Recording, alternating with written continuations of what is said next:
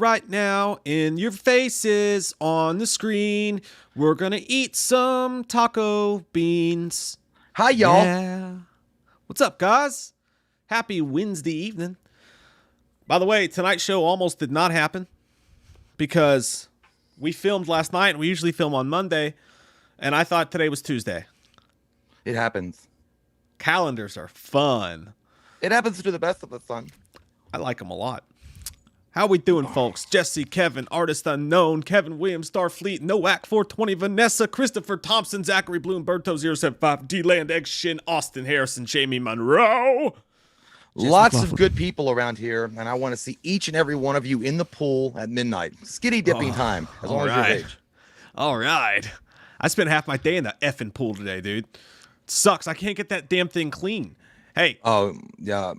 Everybody watching this right now, do not, under any circumstances, purchase a swimming pool.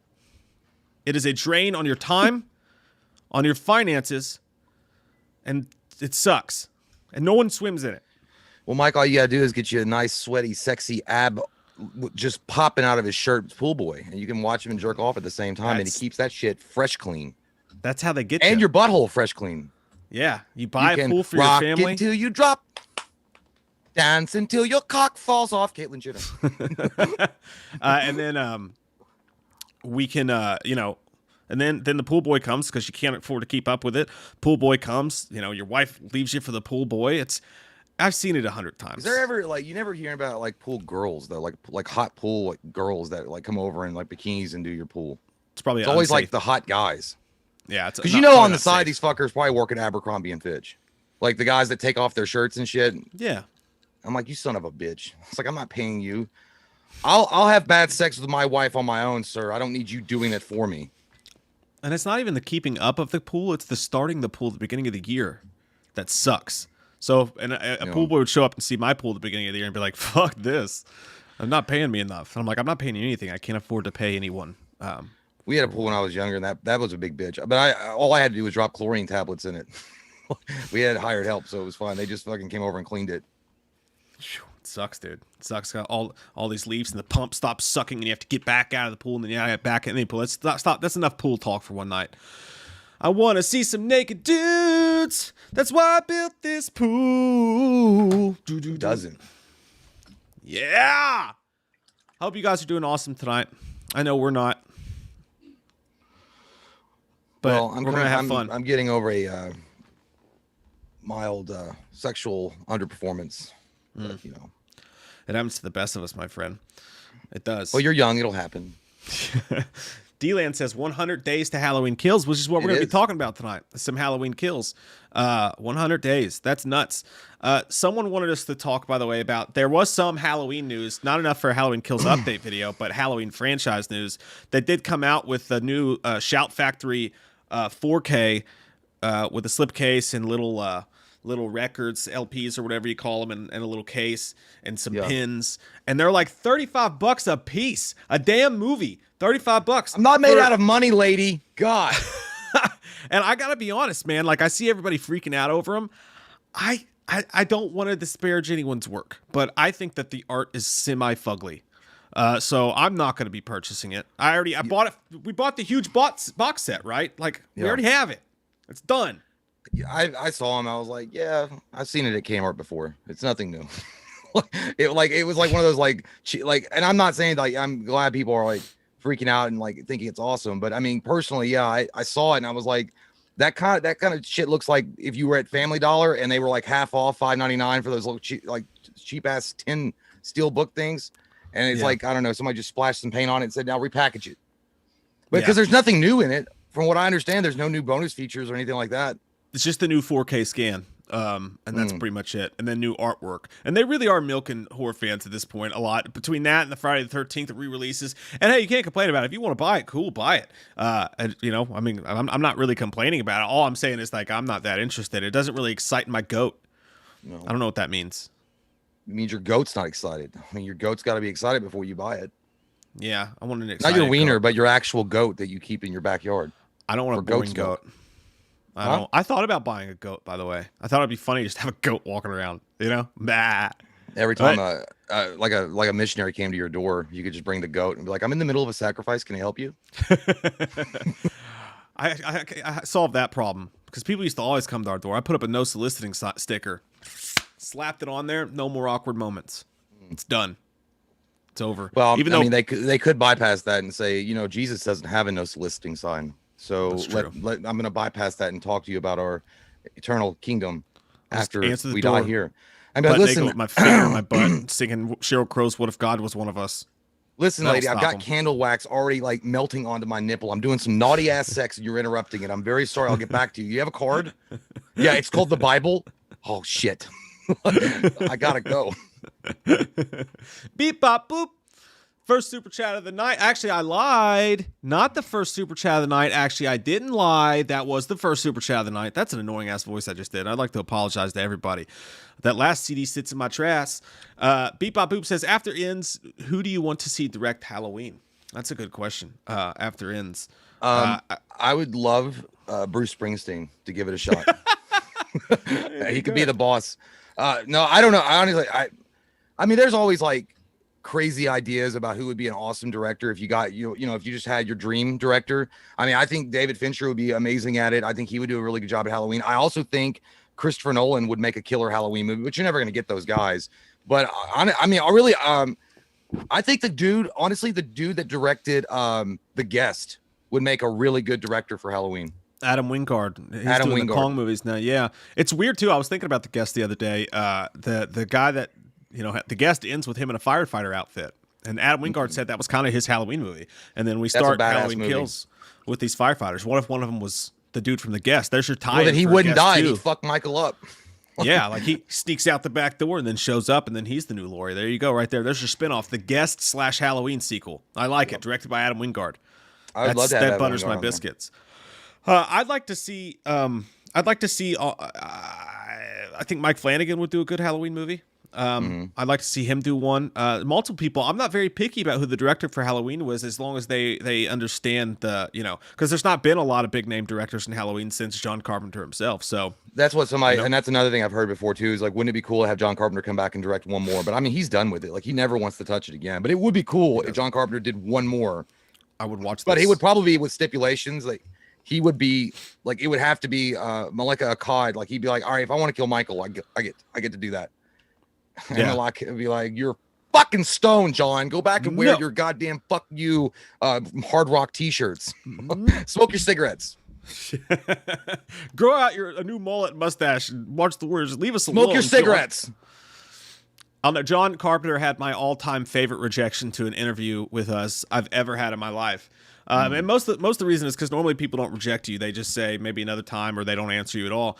John Carpenter's people responded to us with John says no. John says he doesn't want to do that. I was like, you know what? I'll bet that wasn't even one. That probably wasn't even a rep dude. That was probably John Carpenter talking about himself in the third person answering the email. So John says no. John doesn't like it when people contact me for interviews. John hates your channel. John thinks you're a terrible Halloween fan, and John thinks you're ugly. No. Yeah. I was like, thanks, John. That's true. To this day, we still haven't been able to get anybody from Rob Zombie's Halloween's on the show. We never will. Fingers crossed that'll change, but I think that we might have fucked that up for ourselves. Honestly, it would be really cool to have Rob Zombie come on and talk to him, because I'll be like, I'm a fan of your music. What in the fuck were you doing behind the camera, you greasy turd? And I was like, and I mean that with love. I don't know, man. I saw the interview with Joe Rogan. Joe Rogan did do a decent job interviewing him, even though Joe Rogan was talking about himself a lot more than interviewing. But it just seems like Rob Zombie is like, he's a really chill guy, but I don't know how much your jokes that he would really like. If you made a joke about Halloween, he's like, actually, I take it very seriously. I one time watched a clown stick a knife up someone's butt in a circus, and that stuck with me. And that's what I was trying to reflect in Halloween too. I'm like, all right, well, I didn't mean to ask you about your goddamn, Ripley's Believe It or Not situation on the circus, you stupid asshole. I was just asking you about fucking Halloween. I don't know, man. There's just some guests you can be like, I don't know if he'd be a good one. Yeah, I would invite any of those people. I would love to interview Rob Zombie, man. I think that would be awesome. Kevin Williams, thanks, buddy, for the super chat. Says, hey, sexies, I know this is a Halloween video, but would you watch A Nightmare on Elm Street if Freddy was portrayed by the Merkin's portrayal of Freddy? Yeah, that dude fucking does awesome, dude. He kills it. Yeah, so really yes. Kevin? I'm actually. That's another question. I mean, I'm still holding out hope that they hire Kevin Bacon as the new Freddy Krueger. Fuck it. I want it. I want it. Yeah. Yeah, I would take that too. And I know he's old, and I know he's old, but it would be somebody like, and I know people are like, well, why don't you just get Robert Englund back? I mean, I don't know if they're the same age or close to it, but I was like, it's Kevin fucking Bacon, dude, the Baconator himself. Like, you got to let Kevin Bacon give a crack at it, because it would just be a different take on Freddy Krueger, and Kevin Bacon's got the acting chops to pull it off. That's true. Joseph Acevedo says interview Jamie Lee Curtis. I mean, if it was that easy, Joe, if we got our pick and choose, I'd say we'd probably allow Jamie Lee Curtis to come on the show. The question is, would she? You know what? The first thing I do, I'd be like, JLC, I love you. I think you're great. You got a sexy ass body and True Lies. Holy shit. But what I was gonna say is, Mike lets his kid watch horror movies. What you think about that? Go ahead and scold Mike. I'm on your side in this. I'm on your side. Oh man, I think she'd be a fun interview though. I think she'd have a good time with us. The Spiral Sky Project, thank you, says, have you seen Dr. Giggles? I don't think I've ever seen that movie. Yeah, I may have seen bits and pieces, but that's a classic movie. It's been forever, but I remember I rented Dr. Giggles, The Dentist. Then there was the one with Ron Howard's brother, the Ice Cream Man. These are like B movie horror movie. But Dr. Giggles was actually pretty A-list. But yeah, it's a fucking weird, especially The Dentist, dude. Holy shit! If you are terrified of The Dentist, don't watch this. You will brown your undies. I promise you that. The Dentist. I can't stand that shit, dude. Because it's like they get on the teeth and you hear it like the metal on the. Blah, blah, blah, blah. I don't like it. Yeah. Yeah. Dental horror is a thing. I saw a movie where a girl had her vagina had teeth. That was scary too. Vagina dentata. Paige Ulmer. What's up, Paige? Says, I love you guys and my Wham fams. Hugs and kisses and well wishes. Right back. Hey, Paige. We love you so much. You're fucking awesome. And we're thinking about you guys. Faux show. I want you to know that. So, all right, guys. Halloween Kills. Let's talk about the questions that we have for Halloween. Look at Jay. Hey, Jay. What? Look at us. 12 minutes in the video, we're already on fucking topic. Can you guys believe this shit? But I think it's because we drank last night. there's not like, we're running on about a half tank. And that shit's that's not premium. Trial. That's not premium. That's like that regular shit, like watered down gas, because we didn't have enough money for a full tank. I'm impressed with us. Jonathan Mann says, can you guys give my wife and son, Evelyn and Sebastian, a shout out as Slenderman and Marky Mark? Evelyn and Sebastian. Well, how's it going, Evelyn? How's it going? You and your beautiful son, Sebastian. I'd like to get him up in the gym. I'd like to get him in the gym at 5 a.m. He's got to wake up. He's got to eat some turkey burgers. He's got to get some iron inside of him, because I don't want him to go down the same path that I went down. You don't want to go down that path, Evelyn. Shout out to you both. Word up. That was nice speech. You definitely need to get yourself some turkey sandwich juice. Make you grow strong and brave. Evelyn and Sebastian, me hope you're doing well this evening, and me hope you continue to do well. Sebastian, me want you to know that me like you name quite good. First off, it's named after the little lobster in Little Mermaid. Down where it's better, everything's better under the sea. It's my favorite song, really. And then also you named after Neverending Story Part 2. His name was Sebastian as well. But he was also in the first one. And he flew around on, what was it? Draco, Nathan, the big dog with the wings. In the word, we hope you have a great evening. Take care of yourself, get some more sandwich, and stay fresh. Oh yeah, because me hanging out with Mark Webber, word to your mother, yo down on the home street. Oh shit. Jeff Hill, thanks buddy, says, do you guys think Keaton will have a continued role in the DCU after the Flash movie? I mean, I would have to doubt it, right? That seems like it's definitely going to be a one-off, but I don't fucking know. It could happen. That would be rad too. I'd like it. I'd imagine I think that I don't think Michael Keaton wants to keep doing the role.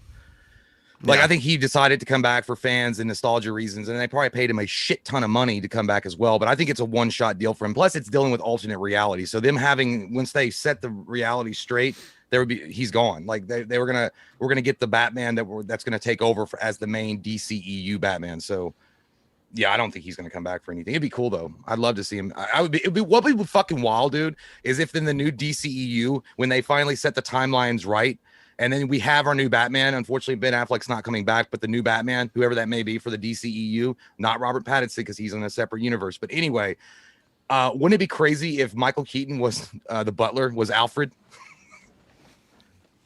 I would take that shit. Give That him a would be few cool, more years. though. Let him get a full white head of hair. That would be rad. Yeah. I would take that shit. He'd be a good Alfred too. He'd be a really good Alfred. That's a good idea. All right. Halloween Kills. 330 people in here. Thank you all very much for taking your time out of your Wednesday to hang out with us for a little bit. We really appreciate you. Let's talk about the point of tonight's show, which is our biggest questions for Halloween Kills. And then when we're done, we'll see what your all's biggest questions are. The number one question that we have, and these are in no specific order or anything like that. Most of them come from the trailer.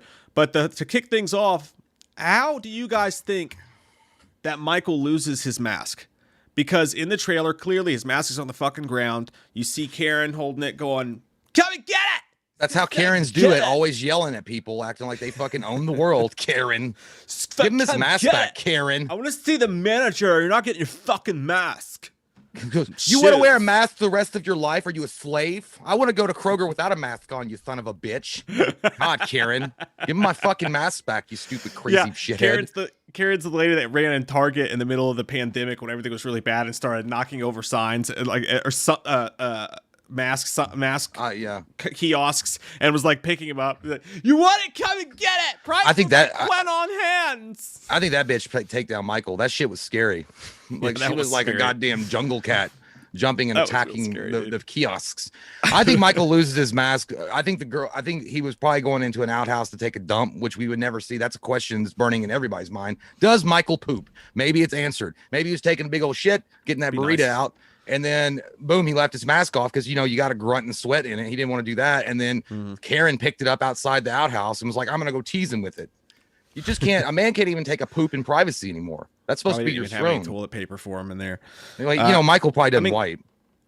The best guess I can come up with is, well, there's two really, because in the trailer when they're sitting there and Allison's like, fucking do it. And it's like, no, I can't do it. But when you see something in the trailer, you see something hit Michael and you see his head go like this. And then right after that in the trailer, you see Karen holding his mask in the street. Yeah. Now, what could have happened was maybe she popped up to save her, ripped his mask off, and ran away from him, knowing that he would leave Allison there and come chase her. That's a possibility. The other possibility ties into the next question, so I'll save that for the next question when we go into it. But that's my guess, plus what I'm getting ready to say here in a few minutes. I think it'd be fun. I don't know why I'm getting these just images, dude. Like, imagine if Michael was trying to sneak away into the shadows to stalk her some more, and then he went under into a door frame, but a nail caught it and ripped his mask off. And he was like, oh, and then it flew away and rolled like a tumbleweed, and she picked it up. But no, I think honestly it's because he got his ass beat and it fucking rolled off his face. I could imagine he just got his somebody mentioned that maybe the mob attacked him. It's possible. And then again, I mean, he's got to look fucked up, really gross. I need a plastic surgeon now, mister. Like a nip tuck fucking horror story underneath that mask. Because I was going to say, what if he does something really smart? But by the way, they better not show don't you show that face. If he took his fucking mask off in the middle of the crowd to blend in like a chameleon so that he can move without them knowing it was him. But his face has got to be all jacked up. I don't think he took that much facial. He didn't take it to the face that much in 2018. If you look at his injuries, he didn't get facialized that much. I've seen girls on Pornhub that have definitely taken it to the face worse than he did in 2018. So I don't know how messed up he would be.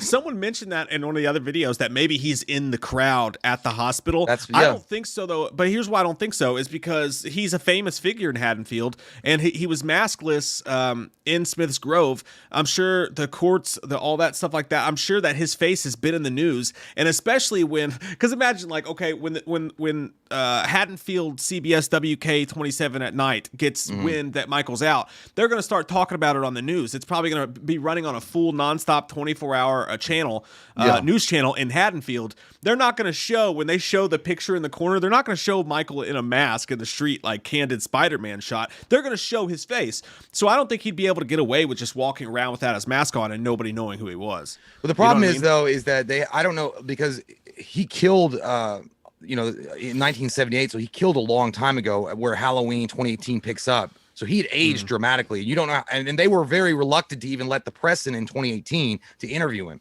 So you never know how many times he was actually photographed in his current age. He's changed a lot since he was 21 years old. Yeah, but it would also make sense to me. I see what you're saying, but it would make sense to me that like the news, if like Haddonfield police are trying to warn people, they're gonna find the picture of him to put it out just to warn Haddonfield. If you see this man, please do not approach.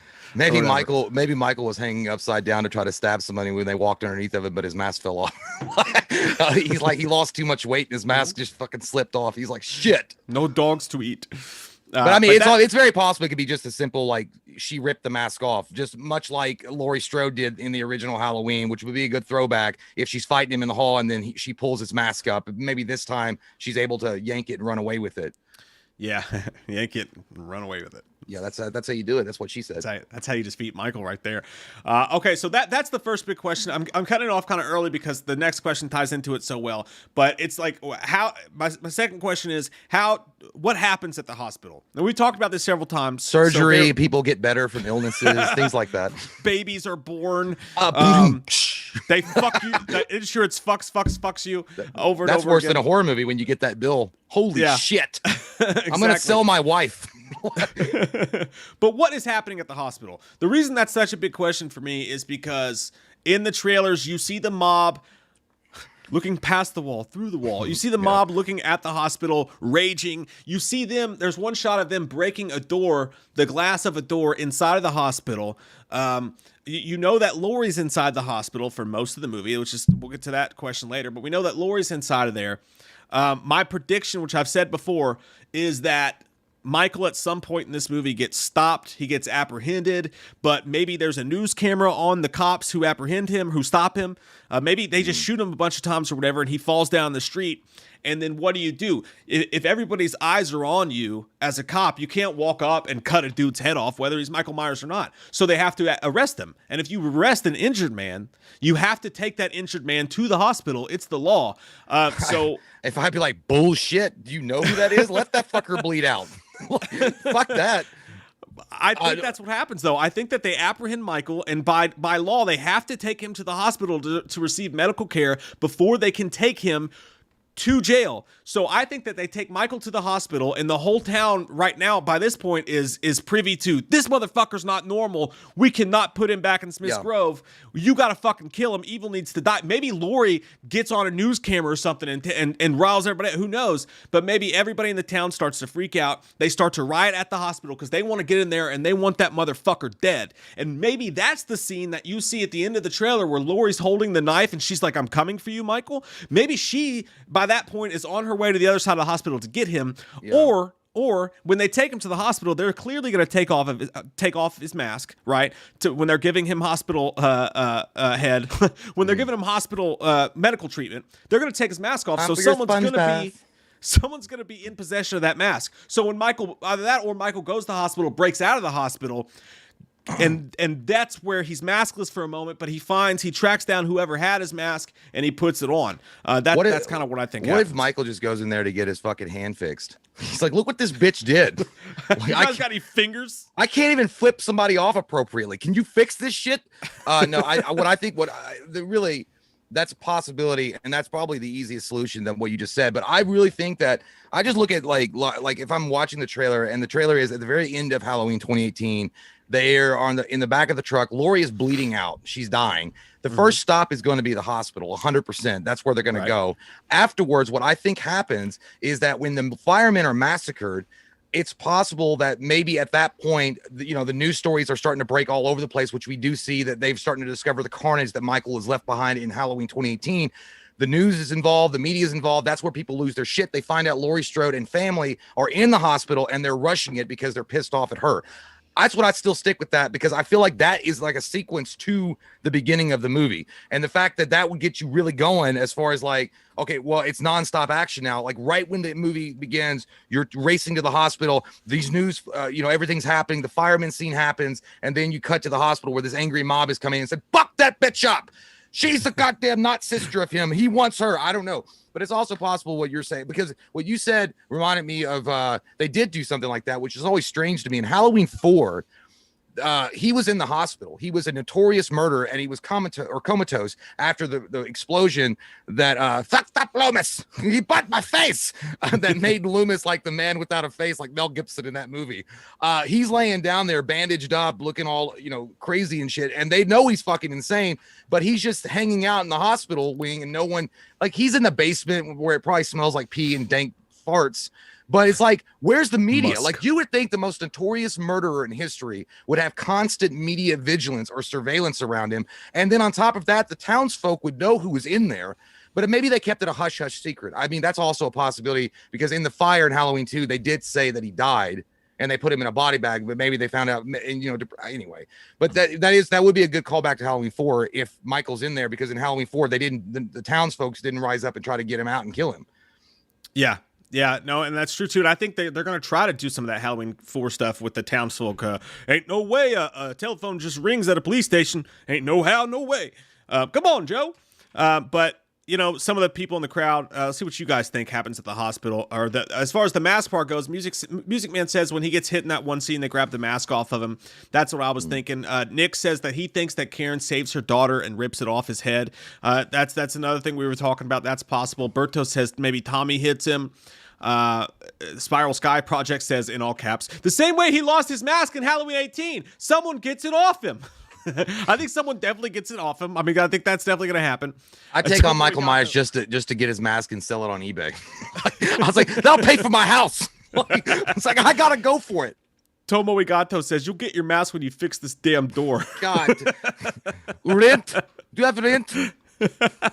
And by the way, I saw someone mention this, and thank you for that. If you are one of the people who have read the alleged leaked Halloween Kills script, please do not comment on what you know at all. Not that anyone has that I've seen so far. I wouldn't know if you did, because we made it a point to stay away from that shit, because that takes away all the fun for us. So okay, I feel like that scene is a 50-50. I mean, what you said is a possibility. I think that's probably more likely, but I'm just hoping out. What I'm hoping is, like, because I want to watch it and get right into the action, and the fact that she's literally fucking dying, and then they showed a hospital a moment later, or like a few clips later. I just feel like hopefully it goes like that. Kinetic energy is like right away at the beginning of the movie, and it just carries all the way through. Yeah, like this frantic shit. Yeah, I can't wait to see.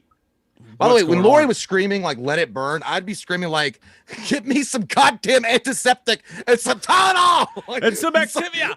I wouldn't even have the streak there. They'd be like, "Oh, Michael, they're gonna rescue." I was like, "I don't care. Like, I hope he goes to heaven. I just gotta have stabbed in the stomach." Karen, do you have some Neosporin or some Polysporin, perhaps? Because my shit is leaking. Yeah, in real life, you could go up to her and be like, "Hey, Michael got out." You're like, "I don't give a fuck. I'm bleeding from the stomach. I don't give a fuck about that white-faced fucker." In real life, you're not gonna like your diaphragm be fucked. You're not gonna have the energy to go let it, but you're gonna go let it. Oh. I like what Quest in Reality said. He said Michael goes to the hospital to donate blood just to keep Lori alive long enough to kill her. That's a good idea. That's great. Fucking genius, dude. That's some nefarious shit. I could see him doing that. He's like, "Yeah, I'll give it. Go ahead." Now he goes, "Hey, once you get all my blood, you feel better. I'm gonna kill you, bitch.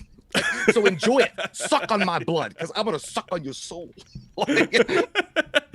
He just, he waits for her when she's like, "I think I better." He unzips his fucking overalls and goes, "Your soul is mine." They're like, "Holy shit, Michael talked." Oh fuck, that'd be great. DG says, imagine we see Lori brutally murdered right in the beginning. That would be fucking wild. What if this whole thing was a red herring, like the trailer? Like, we're just gonna show her in the hospital, but in reality, what happens is she gets off. She's like, "Hey, thanks, honey." Gets off that fucking truck, and all of a sudden, Michael pops up around the corner, just swings an axe, and cuts off her fucking head. Boom! Halloween Kills starts the movie. That'd be crazy, and I think a lot of people will be pissed as fuck. I don't know if they're gonna do something as tacky as possible, but it's not tacky, but it would be, I don't know. They're definitely not going to do that. No, not that. But if they kill her in the hospital as a throwback to Halloween 2, where he wasn't able to actually kill her in Halloween 2, the original one, but in this one he fucking kills her with a scalpel or some shit like that. That'd be funny. But that's when Michael finally does that. He takes the mask off, and that's how she got the mask. He's like, "Oh, I'm glad that's over with. Now I can get on with my life. She made me look stupid. That's the only reason why I was doing it. I'm not gonna let a girl beat me. You stupid asshole. Like, what is Jason gonna think? You idiot.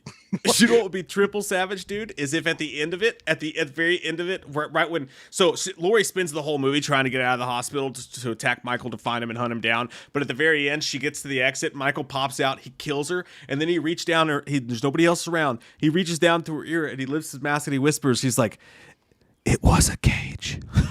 Because at the end they're like, "It's not a cage, baby, it's a trap." He's like, that'd be so savage if he just listened. It's like, "It was a cage." Then puts his mask on and walks away. Mr. Sandman. Ricola.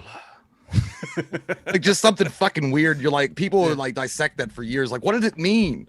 Was it that stupid old commercial? What does Ricola mean? Is that the master of Thorn?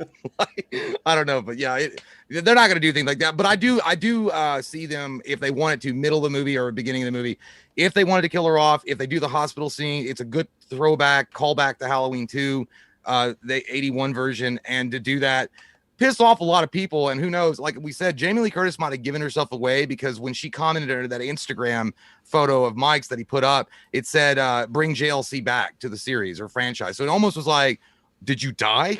Like, did you die? Are you mad? Like, why are you saying that? I think she just meant like beforehand, because Loomis was in the picture. So it's like, that's what he's saying, bring JLC back to the franchise. Actually, Loomis, yeah, you come on back, and then I'll put you in a psychiatric ward. You said you wanted Michael out? Fix your face. You're stupid. Your hair looks like stringy hay burnt in the sun. Lloyd Brockway says, "What do you guys think about a prequel to Halloween on Netflix or Amazon that follows a young Loomis before he's assigned to Michael?" I think it's fucking beautiful. Yeah, we've talked about that before. I don't know if at Netflix. I think HBO would be the better site for it, because I want to see not only the Loomis tales or whatever, where Dr. Loomis is young and he's starting off, but always in the peripheral, you hear about Michael Myers. Like, that was his first big case. But if you go back, like, I would love for him to like treat psychopaths, but maybe you could even get crazy with it. You could tie in Thorn in a like kind of like a true detective kind of thing, where it's always there and he's researching it and trying to find out little clues here and there that ultimately leads to Halloween 1978. I fucking like it. Too late to stop it, but it would be Jay. Yeah, dude. But if it was animated, give me Keith David. Give me Keith David to voice Dr. Loomis. I don't give a fuck. I don't want it animated. The question is, like, here's the thing though. It's got to be good. Like, if it sucks, then it'll be a horrible idea, obviously. But I'm just saying, like, you got to get the right actor. It all depends on what actor you get to play Loomis, because that's a tricky thing. I mean, Malcolm McDowell did a great job, but that's easy fuck up, man. Shit. I think you get. I mean, he's too old. Never mind. I was gonna say Anthony Hopkins would be fucking stoked. Like, I would be so. But you're never gonna get that. He's too old anyway. But I don't know. Gary Oldman would be really good. Gary Oldman would be awesome. Michael Keaton would be good. But you know that we watched that we reviewed that script, and Gary Oldman was supposed to be the surprise Loomis of the Halloween movie that never got made. Gary Oldman would be the ultimate. He would be amazing. J.K. Simmons would be a good Dr. Loomis. Yeah. I mean, I would like an unknown though. I think my number one pick would be an unknown. But that being said, like, I don't know. I think some of those people you mentioned would be awesome too. That'd be really cool to see how they. What's that? Well, also the guy that played in Breaking Bad, the main dude would be. I mean, Bryan Cranston. I know. Yeah, Bryan Cranston. And the reason why Bryan Cranston might fit that role really well is he's already used to doing TV shows. So, I mean, it's not like it would be a big leap for him to do that again. Yeah. By the way, I thought somebody had said, oh, they should do a Michael Myers. It's just young Michael Myers. He would literally, it'd be 15 seasons of him staring, watching paint dry, shitting himself. That would be the whole season, season 1. 45 minutes of a little kid staring at a wall, shitting his pants. We'd finally find out whether or not he shit or ate the entire time he was in there, though, right? Well, yeah, but you know what? I always felt like I think he did poop his pants, but I felt like what they did was they intravenously fed him. Like, I think Michael definitely shit, pissed, and ate in that hospital as a kid. And here's why. I've always wondered that, but you got to think about it, dude. Had there was actually a case, even back in the fucking 70s or whatever, had there been a case of a kid and a nurse and the doctors all saying, this kid hasn't shit, he hasn't pissed, he hasn't eaten in over a year, 2 years, 5 years, dude, they would take that kid to a laboratory and they would start doing fucking tests on him. Oh my God, what if that's how he got to be supernatural in the sequels? My God, what if that happened? Yeah, and the last and the unrecorded words that the last 3 words he ever said was, "That's far enough." where they were sticking that enema in there, and then forever he was silent and pissed off at the world. or from the John Belushi's the principal. No more. I know that's a stupid theory, but if you imagine, it's not that it is a little bit interesting at least that he wasn't shitting or pooping or pissing because he was possessed. So the government comes in and they do a bunch of testing on young Michael Myers, and in the process, Weapon X type shit happens, and somehow they make him indestructible. That's a really dumb fucking idea, but it just sounds like a really good "we got this covered" or Screen Rant article. That's all. At no point in your rambling were you even close to the right answer. We all have felt dumber for having listened to it. And may God have mercy on your soul. I could see reading that somewhere else. My job is to prick and diddle your minds, okay? That's my job. Lloyd Brockway says, I just read that. Fuck me, speaking of diddling minds. Austin, thank you, buddy, says, who's your favorite comic villain ever portrayed in film? William Dafoe's Green Goblin for me. Headed out to the gym now, so I'll be in and out. Hey, buddy, you listen to some fucking Man of Steel soundtrack in there. You listen to some opening credits, the Batman vs. Superman in there, and some Broken Arrow, and you have a great fucking workout. Make sure you also listen to some The Conjuring with the lights off, like that. You know, that old fucking old timey. I don't know what that's. Oh, no, it was Insidious. It was Insidious. Yeah, that one, Insidious. Yeah. Favorite on-screen performance, greatest. I mean, a lot of people are gonna say Heath Ledger's Joker. Like, I mean, that's just gonna be the top of the list for a lot of people. But I don't know, man. Like I mean, there's so many good performances by actors. I mean, James Brolin did amazing with Thanos. I think. I mean, I thought he was great as a villain. Tom Hiddleston was great. I mean, that's a really hard question. William Dafoe. I mean, he's awesome as Green Goblin, but I don't know. Jack Nicholson. I mean, Jack Nicholson's what I was gonna say. Yeah, Jack Nicholson was a really good one. But that feels so fucking safe. It's like, oh, what's your favorite team? Baseball, New York Yankees. Because you don't follow them, so you're like, yeah, New York Yankees, because everybody's a bandwagon fan apparently. So New York Yankees. I'd have to sit down and look at the list because I'm sure there's a really good one that sticks out for me. And I liked Lee Pace. I thought Lee Pace was a good villain, and nobody read gives my him fucking credit. mind. That's where I was going to go. I was going to say he's not my favorite, but I will say the most underrated one of all time was Lee Pace's Ronin in Guardians of the Galaxy. Absolutely. Yep. And I mean, you know, obviously, the guy that played Magneto in the newer version, I can't remember. Michael Fassbender. Michael Fassbender. Even though it's hard to Dorff identify. Was good in Blade as a bad guy. Well, and it's hard to. Yeah, he's amazing, and it's hard to identify. You know, him as a bad guy as far as Magneto, his portrayal of him, because he's back and forth. I don't know, man. As far as pure villain, though, pure super like fucking nasty villain. I don't know. None of them really pop out of my. Again, I know Heath Ledger is going to be a lot of people's list, but Jack Nicholson's safe. Willem Dafoe is awesome. I don't know. It's really hard for me to pick. I'll tell you something else. You know who I think would have been a really great villain that never got done in the X-Men franchise? I was reading Deadpool today while I was taking a shit. Omega Red. That dude never got portrayed on screen. I think. I swear to God, I thought I heard something. No, it's not. But I thought Omega Red did get. Never mind. I was thinking of maybe it was a cancel thing, but Omega Red was geared to appear in something, and then they cut it. But I loved him in the animated series. Omega Red is a fucking badass, scary villain. Yeah, he's a really good villain, man. You know what that is? That's all that is that's Putin when he's on his horse. When he's riding his horse shirtless. That's what Putin thinks he looks like. Austin's. Oh, I just read that. I'm a fucking idiot. Enjoy your workout, Austin. We'll have to think about that one. Jay, the movie maker.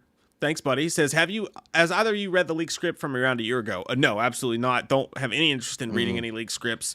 Don't even know if that's real, to be honest with you. Even though some people say it matches the trailer, I still don't know if it's real. It could have been. I don't want the movie to be fucking ruined for me. I want to enjoy it in the goddamn theater, you know?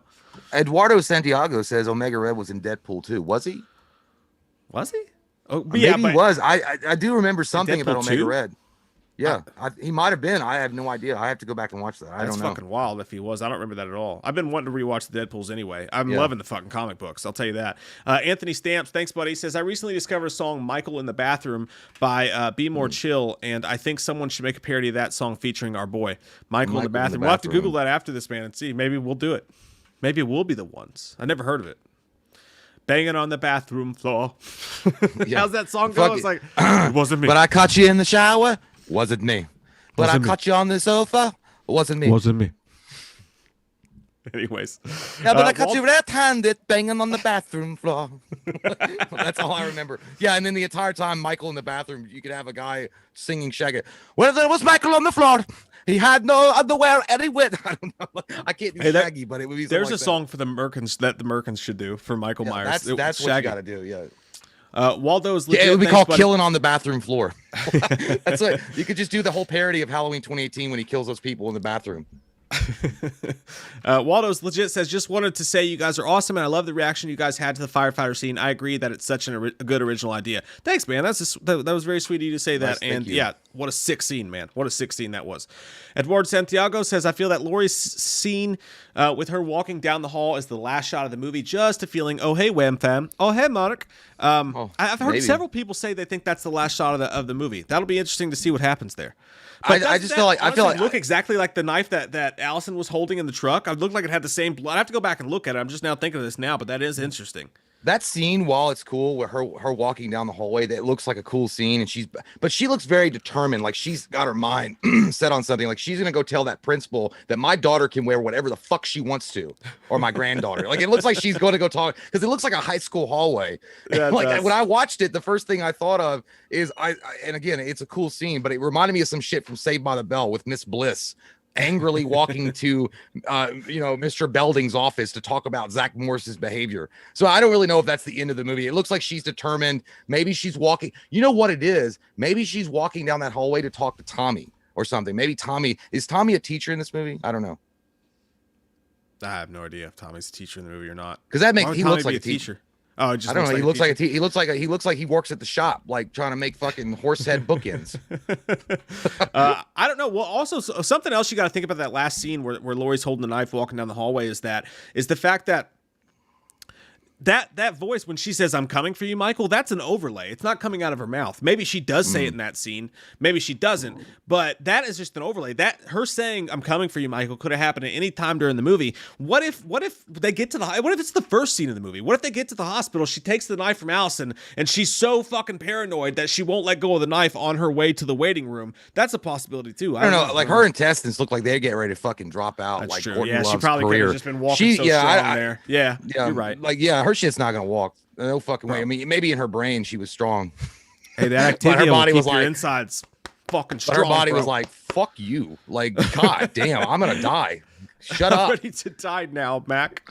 Mercurio80 says, if they don't have Busta Rhymes show up in the end, I'm going to be disappointed. Honestly, I know that you're joking, but that will be one of the things someone complains about. Like, I have a comment every single day, dude. I read a comment that someone's like, yeah, but you two fucking assholes like that piece of shit Halloween 2018. I'm like, yeah, the movie that broke records financially was accepted well by critics across the board, almost. Not across the board, but over the majority of critics enjoyed. The audience score, we had a very high audience score, and also did very well in the box office. That's the unholy triumvirate. That's all three things. That's the hat trick. Yeah, we liked the movie that over the top, above all averages, did quite well in most people's minds. Yeah, fuck us, right? Yeah, you know what? When I hear someone say that, I say, small wiener, talking in the night to me. You got a small wiener. Like it's no different from those assholes with those big mufflers on the back of their truck that they have to rev at you every 5 seconds when they're next to you at a stoplight. Go, you locked my goddamn truck, boy! I was like, I'll bet your dick is so small you fucking need a tweezer to find it to fuck your girl. That's actually your mom. So anyway, anybody that just didn't like Halloween, but we're talking about people who attack people because they think they're idiots. Everybody hated Halloween 2016 except for you idiots. It's like, no, that's not weird. What happened. You misjudged that, dog. So how's it like to live inside your bubble? Is that nice? Does that feel good? Jake Gyllenhaal made a movie called Bubble Boy, but you're the real life Bubble Boy. Here's the thing. It would be, I mean, a parody wise, it'd be funny. If Halloween ends, once everything is done, the die is cast, and the resolutions happen. At the very end of Halloween ends, you wait till the credits roll up, everything's cool, then the smoke starts to rise up, and you just see this pumpkin rise as well with the smoke, and then the eyes light up, and then Wa-chow! Like a fucking karate punch, like comes through it, and then it's Buster Rhymes. He's like, trick or treat, motherfucker. I'm like, whoa. I'll be like, I don't like that at all. But wow, I just vomited in my mouth, and I never thought I'd have that experience before, like ever. But that would be funny. That would be a funny parody, though.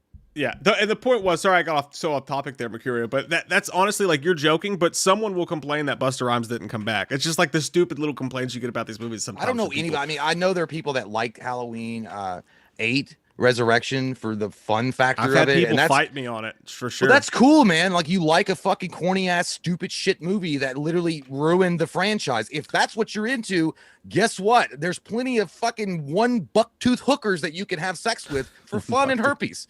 I mean, the fact is, I would have not cared if it was a movie that was based on a franchise that nobody really gave a shit anymore, and at that point they were just saying whatever. And this is Halloween, you shithead. You don't H2O have to was the last one, and then they took a dump on it. I don't think you have to explain to anybody why Resurrection was a bad movie.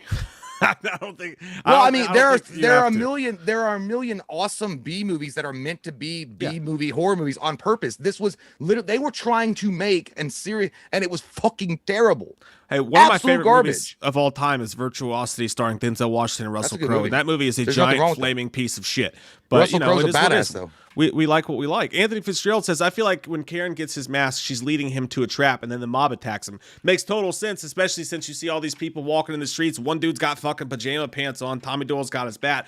She probably does. She leads him into the street with the mask. And hey, maybe that's another idea. Maybe we're both right. Maybe Michael goes to the hospital for his wounds. He breaks out. He goes on a killing rampage maskless.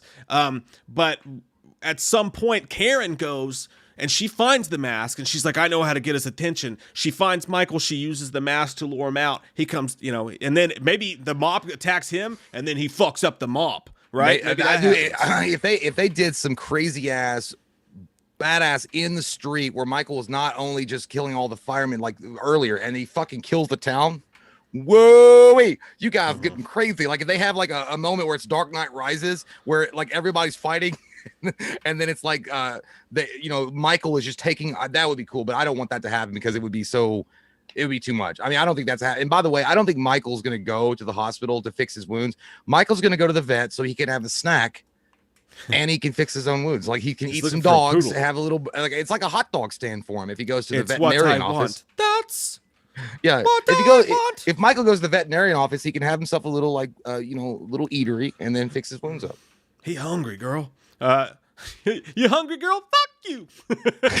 Just some random. I was talking to the horse here. That's a joke from Half Baked, if you guys have ever seen it. Just some random haunter. Thanks, buddy. Says, my seasonal shop at Not Scary Farm has a maze called Horwood Hotel. There's even a YouTube of it on YouTube. So worth a watch. I even recommend a reaction. We'll have to check that out, man. Appreciate it. I've heard of that. That's pretty cool. Spaz I heard it's so scary it gets your stomach in knots. I see what you did there. You can borrow that. You can borrow that if you want it. I won't even charge. Spazraz1386, thank you. Says, I think the riot scene at the hospital is the sheriff has a press conference at the hospital stating Michael Myers is loose in Haddonfield. Excellent. Possible, man. Possible. I like that. That's a good idea. But why would you? What are we supposed to do? Cancel Halloween? But why would he have it? All these firefighters are dead. But why would that asshole have it at the fucking hospital? Shouldn't he have it in like City Hall or whatever passes for City Hall? Lori's in here behind me. He's like, yeah, fuck it. Turn the cameras on. He is a cavalier kind of guy, so he might be like, turn the cameras on and let's roll. What is it Loomis says in Halloween when he pulls up to the crew of people outside? He's like, it's not a what, it's a what? I can't remember the fucking line exactly off the top of my head. It's a fuck, I can't. It's like one of the most classic lines of the movie. I can't fucking remember it now. It's a gaggle of assholes that are gathered up to take pictures. I don't know. It's right before he pulls out the gun. He's like, no, I know. It's my sense of security. He's I know what you're talking about. I can't remember. That's what that idea makes me think of. Excellent idea, dude. Excellent idea. Let me see here. Where'd we go? Where'd we fucking go? So Austin Williams says, flashbacks major tool to change past information? Could be. Could fucking be. Hope not. You don't want to fuck too much with the original. You know what Sydney says? Don't fuck with the original. Don't ever fuck with the original. I hope they don't try that because I think it'll piss people off. Yeah, that's like, I don't know. That's like hitting like taking my computer on your little icons and dumping it in recycling bin. Like, it's stupid. Not smart. You computer geeks would know what I'm talking about. I know. Like, because that's all your files. You know what happens when you explain the joke? I mean, it probably wasn't that funny to begin with, but now that I've explained it, I'm dumber. No, I get it. You're okay. Oh! MovieTube says, imagine Lori giving Michael a True Lies sexy dance. No, do it slow. Do it sexy. Michael would have a pause. I mean, you know what? Michael would take off his mask for the first time, have a ponytail, but make it look cooler than Halloween 5, and have a tear because he would say nobody should be blessed with a body that fucking hot. Holy shit. I was trying to kill you. God, books do a body good, and milk. He does that thing that Iron Man does. He's like, will you leave me alone? I'm not even worried about you. And then he's like, oh, I'm having a hard time not looking at you now. Excellent bone structure. You know, he starts to get that hot was from probably work. that was probably one of the sexiest scenes. And it's not just in True Lies, like probably one of the sexiest like scenes ever. Like it's up there. Like if you did like a top 50 or top 30 even, I know that because I want to throw you off a top 30 sexy scenes ever. That'd be in there. That had to be in there. Jamie Lee Curtis has always just had a secret sexy side. It's not that I love it. She's not a beautiful woman on her own right, but there's always been this undercurrent of sexiness. Well, like if you think about it, like you took this like, you know, in Halloween 1, right? The original Halloween. You took this book geek home, and that's kind of like weird about sex and stuff, but when she gets undressed, every time I see you get undressed. I thought you were going with everybody. I was like, no, it's the trumpets. And the trumpets, they go boop boop boop doo doo doo. But yeah, anyway, let's not, because I don't want people to get mad. Like all they want to do is talk about how hot JLC is. How hot JLC is. Well, she's hot. She's good looking, and she's strong, independent woman. So suck a butt. Like, David Nangle III. David Nangle III, owner. I want to make a, what do you call him? I want to NFT your famous Patreon moment. David. But David Nangle III says, in my opinion, I think Christoph Waltz as the Jew Hunter is the greatest villain in film history. I'd also love to see him as Loomis in a remake. Two things. A, he was a great fucking villain. I love it. Bonjour.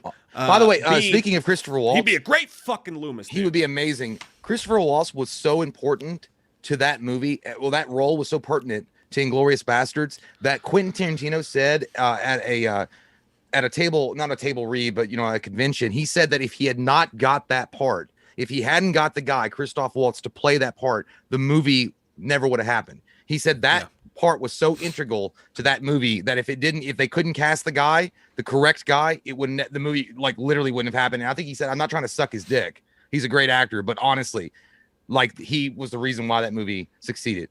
But yeah, Christoph Waltz would be amazing. That's a great fucking choice, and I'm gonna steal it from you and act like I came up with it, okay? But I love you. It's a toss-up between him and Donald Pleasance for who's the most underused Bond villain in a Bond movie of all time, by the way. Yeah, dude. I really thought for a second like it's between him and Donald Trump playing Dr. Loomis. No. What you've got here, Michael, is you've got a big problem. But nobody knows psychopaths better than me. Nobody. And what I'm going to talk to you about, something called Ritalin. Michael, Ritalin. It's for big people and small people. There's nobody that knows Ritalin better than me. Nobody. That's a terrible Trump impersonation, but I'm just saying. Law and order. You don't have a police force. He was like, and order. Listen here. I want everybody to gather around the town square. He stole my wig. It was beautiful. It was beautiful. It was gifted to me. That's actually pretty good, Donald Trump. It was gifted to me from the Republic of Taiwan. It was gifted to me. But anyway, I'm not gonna do that. It's a joke, guys. By the way, it's a fucking joke. It's a joke. David Coe. Oh, I lost you. David Coe says it's annoying in the trailer. Allison is saying, duh. And right before it cuts, Michael flinches, makes it obvious someone hits him and saves her. Yeah, like you are right that a second earlier they could have saved that someone hits him. But at the same time, I feel like maybe they did that on purpose because had they not left him going, and he goes, like right before it gets cut. Yeah. But I think they probably did that on purpose because they probably don't want the speculation that, oh my God, Allison's going to die. Because had you not seen that, people probably would have thought she was about to get it. I would say, like, listen, I put my weak ass sexual abilities on the line here. she doesn't die at all. Like I for real think what they're doing, they're setting her up to be the next Laurie Strode. They're passing the torch to Allison. It's not going to be Karen. Jamie Lee Curtis's time has come. I think that literally Andy Matichak is being designed to take over in a more 100% role in Halloween Ends. I do think Jamie Lee Curtis dies in this movie, and we get Andy Matichak as the main survivor in the third one. That leads into one of our other big questions, the biggest questions we have for Halloween Kills, which is, are they going to try the whole transfer of evil that they tried to go for in Halloween 4 with Jamie, that they've mentioned in several of the drafts that never got made? Multiple times in the Halloween franchise, they have toyed with and played with the idea of Michael trying to transfer his power, or Michael's power or evil being transferred to somebody else. If you look at the end of Halloween 2018, Allison's holding the knife. They zoom in on it. Okay. We all thought, no way, right? That's just, we're looking into something that's just a shot. But now in this trailer, you see Allison very clearly in the trailer. Her whole shit just went game face. Game face. She gets angry. She looks mad. She looks pissed. In every scene, they show her looking pissed. They show her looking mad. They show her looking evil. She's definitely changed. And then you got the scene where she's looking at Michael screaming, "Do it." Now, I think logically, she's just doing that because he has killed a couple people up to that point in the movie that are important to her. Maybe her mom even. We don't know. And she's done. She's had it with this shit. She's not going to live her life like her grandma. She wants to see him dead. Yeah. But do you think there's a possibility that by the end of Halloween Ends, they're going to try to do the transfer of power like Zombie did it too, from Michael to Laurie? Does anybody think that they'll actually go that far? That's an interesting point, but allow me to answer it in the way that Socrates once answered a question. Hell no. That's what he said. When someone said, you think that we're all dust? He's like, hell no. There's life after death. Anyway, I think, fuck no. What I think they're going to do is the reason why she looks like that, and the reason why, you already said it, it's because she had to toughen up. She's gone through some shit. She's had to deal with what's going on. This is her life now. This is her reality. And if you don't toughen your tits up, you're going to get your salami sliced up by Michael. So she realizes this and understands this, and she is pissed off. Her friends are dead. He's probably killed more people, more of her friends in this one. Maybe she's really pissed off that he killed Jamie Lee Curtis, her grandmother, and that's why she says, "Do it. You've taken everything else from me, Michael." Maybe that's what it is. Who knows? Like, that's probably the turning point for the character. Also, in the fact that the transference of power, Michael can barely understand what a transfer of underwear is. He doesn't know what that shit is. Like, he's just a force. He's like a goddamn shark. The problem with Halloween 4 and 5, while we loved Alan McElroy and we thought that script was great, and we had him on the show, and he's an awesome dude and really good insight into the Halloween mindset. The thing about Halloween 4 and 5, when they tried to do that shit, the problem is, and I think Blumhouse knows this too, you do that kind of stuff, the transference of power and all this kind of goddamn hoopla, this wackadoo shit like Chucky, where give me a soul, me beg of you. If you do that kind of stuff, guess what happens? You write yourself into a corner. Exactly what happened with Halloween 4 to 5. Blumhouse is way too smart to do that. First of all, I think all they're looking at is the fact that Michael is a killer shark. She is either going to adapt and survive, or she's going to die. And that's the way that it is. And I really feel like there's probably a very sweet, touching moment between Jamie Lee Curtis and Allison. And I think that happens where if there's any transference of power, it's the transference of, like, you're the badass now. You're the survivor. You're the one that's going to make it right. You're going to avenge me and all the people that he's killed. I think that's it. And let me say this right now, before I read all the Mike, you're a fucking idiot, I agree with Jay comments. I 1000% unequivocally agree with you that absolutely should not happen. Yeah, and if it happens, I'll fucking hate it. I'm just saying we'll storm a hospital and break some windows. It'll be way worse than any Sartain twist they ever did. I will fucking hate it if they try to transfer the evil to Laurie or some shit, or to Allison. I will hate it. And I hope to God that does not happen. I really do. But it's got to be a question worth asking, because they've tried to do it so many times before, and there are hints, at least in the trailer, if you're looking deeply into it, that it's possible. Austin Williams says flashbacks major. Oh, I already read that.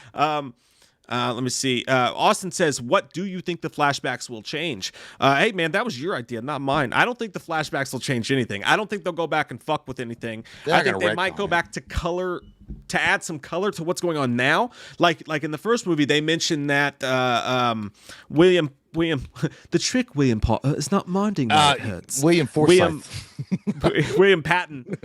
Yeah. Will Patton Will was Patton, the officer that arrested him and had the chance to kill him but didn't. Stuff like that. I think they might go back to color in the flashbacks, but I don't think they're going to make any changes to John Carpenter's film. I think all they're going to do, and I think this will happen, you're going to see a flashback of Loomis dying. Maybe see a court scene, maybe see something like an added footage or something, and then maybe discovering Loomis was sick or Loomis was ill in some way. It's the same thing. I don't know why I said sick or ill. It's the same fucking thing, you idiot. But you know, or maybe Loomis was, and it could be years later and Loomis dying. I think you might see that, maybe Loomis warning. That'd be cool, though. I really think that'd be cool because everybody's asking, you know, are you going to get any I was going to say Donald Loomis in it. Are you going to get any Dr. Loomis in it? That would be a cool moment for Dr. Loomis. Like we had the recording of him in Halloween 2018. But if you had another recording or even a moment where it's a flashback of him talking to maybe a young Dr. Sartain, talking about what Michael is, what Michael really is, and that people don't understand, that would be cool. I think that's the only thing you're going to have. I think you're going to have maybe a scene there, but they won't retcon anything as far as all they're going to do is make sure that you know that Dr. Loomis is dead. And I think they might show a very cool scene between maybe Dr. Loomis and Lori. That'd be a cool moment where Dr. Loomis meets Lori after she's the survivor, and maybe there's an additional dialogue where they meet at the police station or something, and he's taking a statement. It'd be hard to do, though. It'd be hard to make that. I mean, not to cast him. Just if you see the back of him, and then somebody does the voice for Donald Pleasance, right. Something like that. Eduardo Santiago says a good comparison is Halloween Resurrection is Katie Sackhoff watching it for the first time on her channel. Yeah, I saw that she did. I didn't watch the video, but it looked pretty cool. I like Katie Sackhoff. Yeah. You know what? She pulled her teeth out one time because a mirror told her to. In Oculus. They'll get you. Yeah, she was having a bad day. I box on Oculus. Mercurio80 says, I low-key love Resurrection, though. Saw it in theaters 8 times. Hey, that's cool, man. And again, if you love a shitty movie, that's cool. Like, that's awesome. I love a lot of shitty fucking movies. We were talking about that. All we were saying is that, you know, when people attack you for stupid shit, like, you know, you liking Halloween 2018, it's no different than anybody going out of their way to attack you because you like, you know, if you are a fan of Rob Zombie Halloween 2, or you like Halloween Resurrection, I'm not going to go out of my way to make fun of you or be like a bitch to you. So that's the point. What I was getting at with that too is that people come out and talk about Halloween 2018 like everybody thinks of it as some disgrace. They're like, everybody knows that Halloween 2018 was a giant disappointment when it's simply not the case. That'd be like me coming out and saying everyone knows that Halloween Resurrection is right after the original Halloween in most people's eyes. These are the people that literally put anal beads in their own ass and they dress up in white makeup and they paint their fucking nails and they listen to Cradle of Filth and then they jack off and cry at the same time. I fucking told you not to tell anybody about that, dude. That was fucking personal. God well, you should have locked your door and told me not to come in for 5 minutes, okay? While you finished up. It was fun. You finish up and get the hell out. Watch what I do in my private time. I threw you a wet rag and said, clean that shit off your face and get a job, you son of a bitch. Scream Queen. What y'all think? Tucked in, tucked out. What y'all think? Dog out. That's what I thought. Scream Queen says, Miss Shaw, we had a death in the family. I'm so sorry to hear that. Right. Scream Queen. Went on vacay, played a couple shows, been outdoors a lot. Good to see y'all. What if Chalice returns?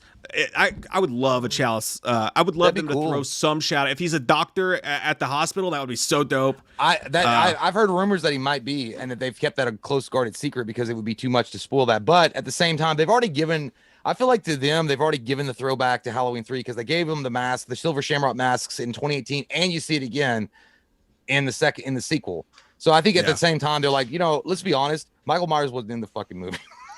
So we're gonna give the Halloween 3 fans like something to look at, but at the same time, why would we? Unless Dr. Chalice gets killed, I always thought it would be cool to see Tom Atkins as a doctor in the hospital. Tom Atkins would be great, yeah.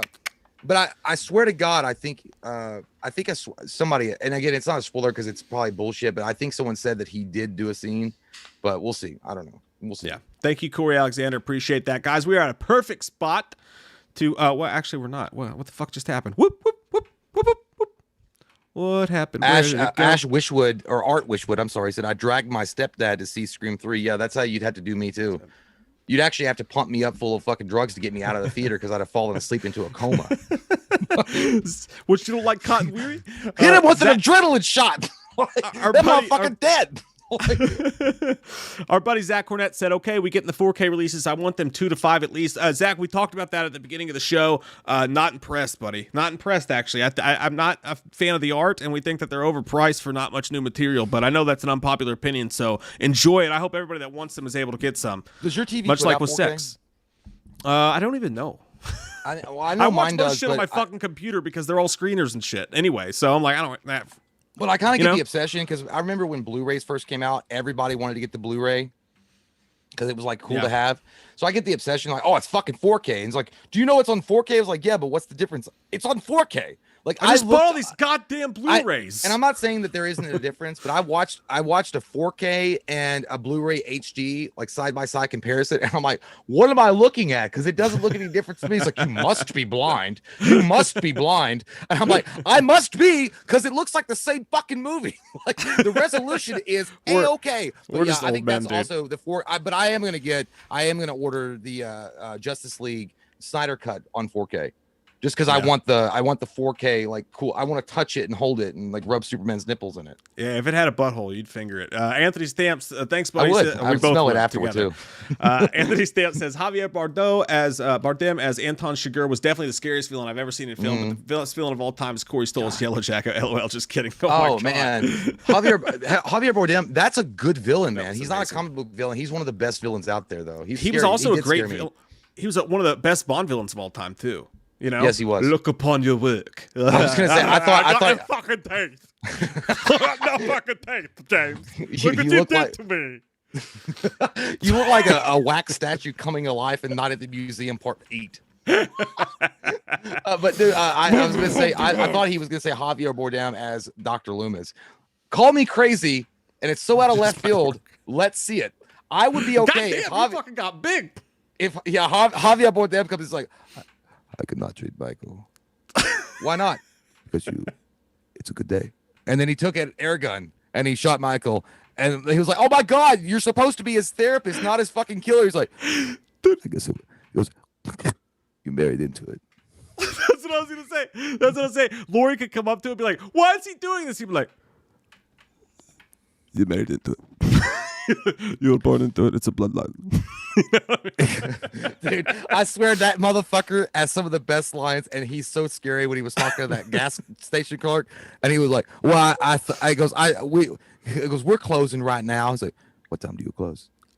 We close now. He's like, "But it's not 7:30. You said you closed at 7:30."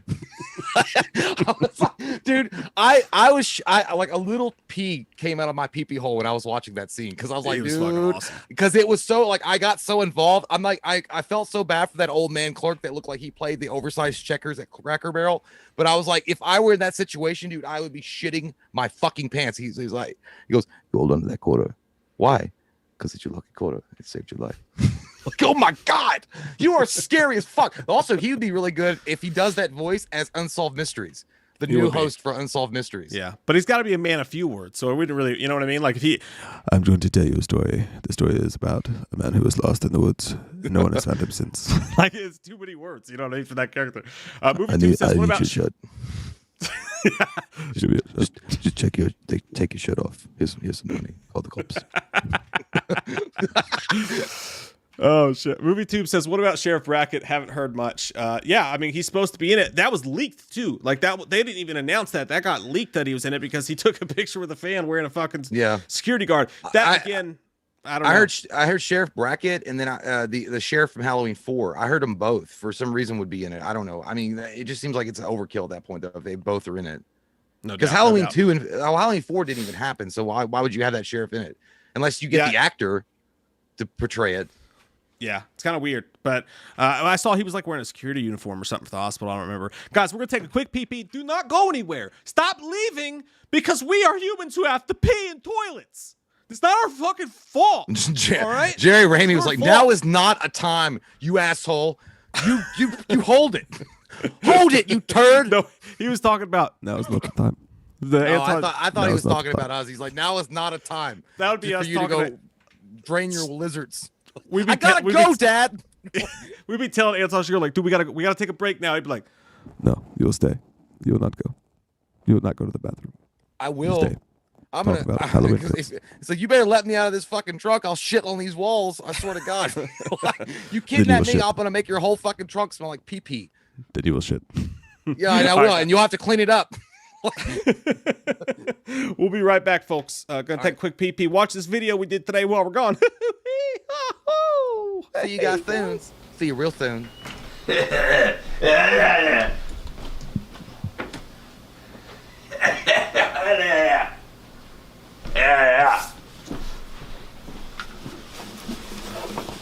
Hey boys, hey girls, this is old Leatherface. How y'all doing today?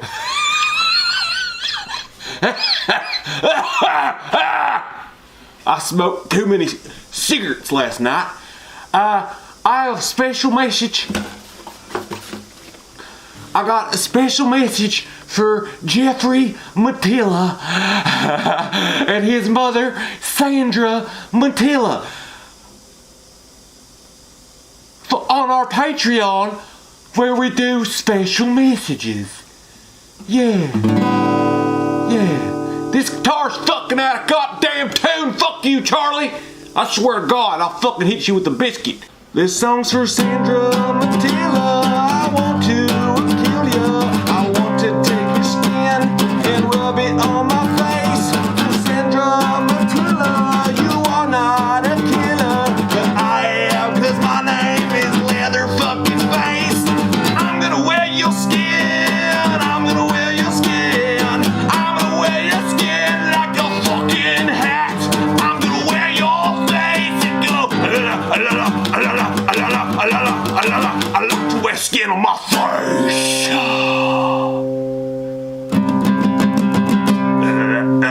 So that's the song I wrote for you.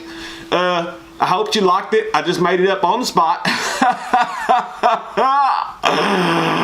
Yeah, I did. Thanks, Jeffrey. Thanks, Sandra, for being fucking Patreons. You know, we need you. You know, you keeps it going around here, and you know, you make for really good fucking friends. That's it. That's all I got to say to you. Hope you have a great fucking day now. Oh, Sandra Matilla, it's over. Get out of my goddamn fucking face.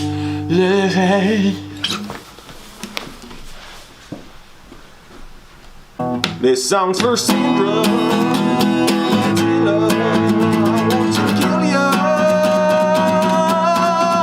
I wanna rub your skin all over my face. I wanna lick your dog.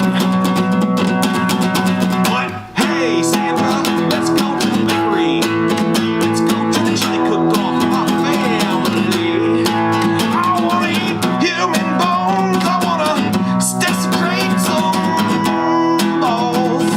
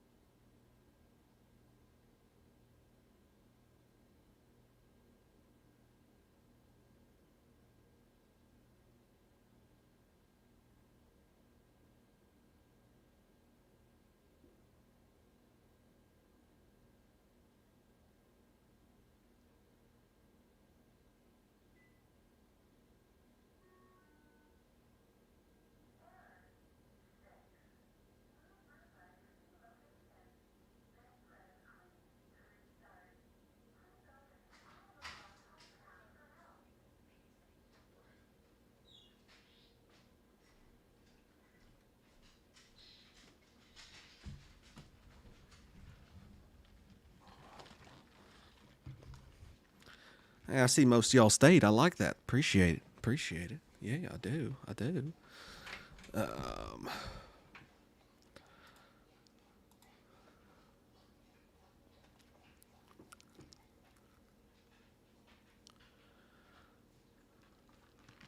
Nope, you didn't lose video. We're coming right back very soon, I promise. In the meantime, let me serenade you with this song of my people. Oyo soyoto yoto poyoto Oyo kanta me want to sex you me want to sex you all night long I touch your bum sometimes I feel like I don't have a partner sometimes I feel like my only friend that veered into Slenderman territory a little bit too much. Sorry about that. We're coming right back, guys. Just waiting on Jay. Douglas said hot. So hot. It's so hot. It's so hot in here. I'm going to take off my shirt. I'm going to maybe take off my pants, my pantaloons, and I'm going to rub my butt. I'm going to rub my butt down with ballpark hot dog. Yes. It's an uncooked, sort of wet ballpark hot dog. I'm going to rub it down my left leg, possibly the thigh. Oh yes, and then I will cook it for you, and you'll eat it. It will have some seasoning from my left leg. Oh yes.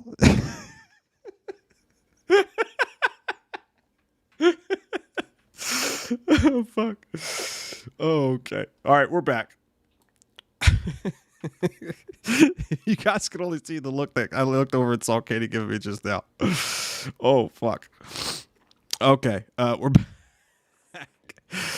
Oh, Jay, I just did a whole like ASMR about rubbing hot dogs between my butt cheeks. How many viewers did we lose after that? Not Holy many, shit. actually, surprisingly. I bet we lost like 50% of our audience. God damn it. Sounds to make you flaccid for the next 10 years. Go. Oh, fuck. All right, guys, the next big question that we have. And by the way, a couple episodes ago, we missed some super chats. We will get to those at the end of the stream, having the email. One of the other big questions is, we've already talked about it a little bit, is who is going to survive? Who is going to die? I feel like when it comes to Tommy Doyle, when it comes to Michael's going to Done. Easy. He better fucking survive. Yeah, what if Michael dies and Halloween Kills? How fucking disappointing would that be? Never happen. Then they're going to have, I guess, Allison will take over. They got to have a bad guy. Holy shit. Oh my God. Worst possible scenario. That would honestly, if they did something like that, worse than Resurrection. Yeah. 100%. Yeah. We've talked about Lori already. Jay thinks that she will die in Halloween Kills. I think that she will not. I think she'll die in Ends. I think Allison definitely lives, but there is that scene when he's about to kill her. But again, you see Michael get stopped, so I don't think Allison dies. As far as Tommy, as far as Lindsay, as far as all the supporting characters, someone mentioned Brackett, I think that any of them could go. They could all die. It's impossible to say. I think Cameron definitely dies. He's dead. He's going to get it. Well, you know what? You know what's a for sure thing? All the firefighters die. Yeah, the firefighters are definitely fucking There's dead. not one goddamn fire marshal Bill that survives the day. Let me show you something. Let me show you something. You're not going to have any of those guys. First off, he's wiped out the entire fire department. So now if Michael just wants to go on a goddamn arson situation, he can just set everybody's house on fire and watch that shit burn. That's what she's talking about. Let it burn. I think that definitely who dies, Lindsay dies. I definitely think Lindsay Wallace dies. I don't know why. Oh, you froze on us. Baby, come back to me. Oh, you're back. Oh, you're frozen again. No, I wasn't. No, I said Lindsay Wallace dies because I think they're going to send her right back to the Real Housewives of Slut. I hate that show anyway. She's probably not, but I don't like that show. They're going to get rid of her as quick as they can. They're not going to pay for her to come back in Halloween Ends. Tommy, There's a chance, but I feel like he's going to survive till the end, and then he gets fucking butchered in some crazy ass way trying to take on Michael at the very end of the movie. So he doesn't make it out, but he gets to the end of the movie. Jamie Lee Curtis dead. Allison survives. And Karen possibly. I don't know, but I definitely, the reason why is because I think that they really do want Andy Matichak to shine in the third one. And if you have Jamie Lee Curtis in the movie, I don't feel like she's going to shine as much as if she was by herself but then again, Karen and Jamie Lee Curtis could die in both of them die in this movie, and that really pushes her over the edge to where she goes on the hunt for Michael. Yeah, I think Karen dies. I think a lot of people are betting that Karen dies. I don't know why, but I think that she definitely dies. But, you also got to remember, Allison's dad's already been killed. So she already has enough reason to be on fucking edge. You know what I mean? Even if none of the other ones die, her dad's been killed. Ray, I think his name was, died. Jake Messman says, can't believe we get back-to-back on the Halloween hype train for ends after kills. It's like a Halloween 3-day weekend, LOL. It's fucking crazy, man. One thing we got to stop and remember in the middle of all this conjecture is that how cool is it that we know for a fact, at the very least, without a doubt, there's 2 Halloween movies coming up in the next couple of years. It's a great fucking time to be alive, and Jay's frozen. He's definitely frozen on this one. There's no doubt about that. Hopefully his internet. Oh, he's fully gone now. He's gone. He'll have to join the chat back. He'll probably have to restart his computer or something and come right back. In the meantime, the Spiral Sky Project says Mr. Miyagi versus Dr. Loomis street fight. That would be the greatest fucking thing ever, man. That would be the greatest fucking thing ever. Oh, here he comes. Oh, his camera's gone. Oh, his battery just maybe died. I think that's what happened. I can hear him. I hear everything you're doing. Yes, Movie Tube, the new Scream movie is finished and complete. Ah! I got AOL dollar, bitch! Woo-wee! Free trial, #1. I'm the best spokesman you ever heard of. No, I don't know what it was. I hate when that shit happens because I get this little message and it says internet unstable. I'm like, fuck, you're unstable. Keep it together. We're almost there. Yeah, sorry guys. I don't know. It fucking sucks. And I got like some good shit internet and I don't know what they're doing. I think they're just butt fucking me on it because I think what they're doing is I'm not getting the full juice. I'm getting like half the juice. Okay. And you got to know when the juice is worth the squeeze, and they're squeezing the shit out of my wallet on this bullshit. I'm just going to go back the golden rule, dude. You got to suck the cable guy's wiener when he comes over to install he's kind of cute. I might do it. I'm not saying I won't, but whatever at this point, I'll do whatever. So yeah, I just answered the door on my knees. Let's just get this out of the way. Let's get this out of the way right now so that you give me the stars package.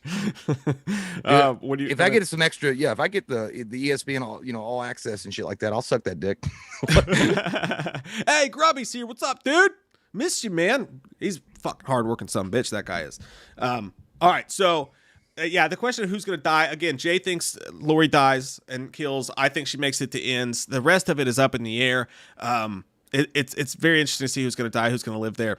Julian, I wonder if Julian lives, if they show Julian dying, because that would be a heartfelt thing because he was such a lovable little character in Kills. It would be a very Games of Thrones sort of thing if they kill him off because they'd be like, damn, you could also make the argument that the sheriff dies and then someone's got to fill that void. Yeah. It's Allison. I mean, that's going to be, you got to fill that void. We're not talking about Locked Up Raw in the shower.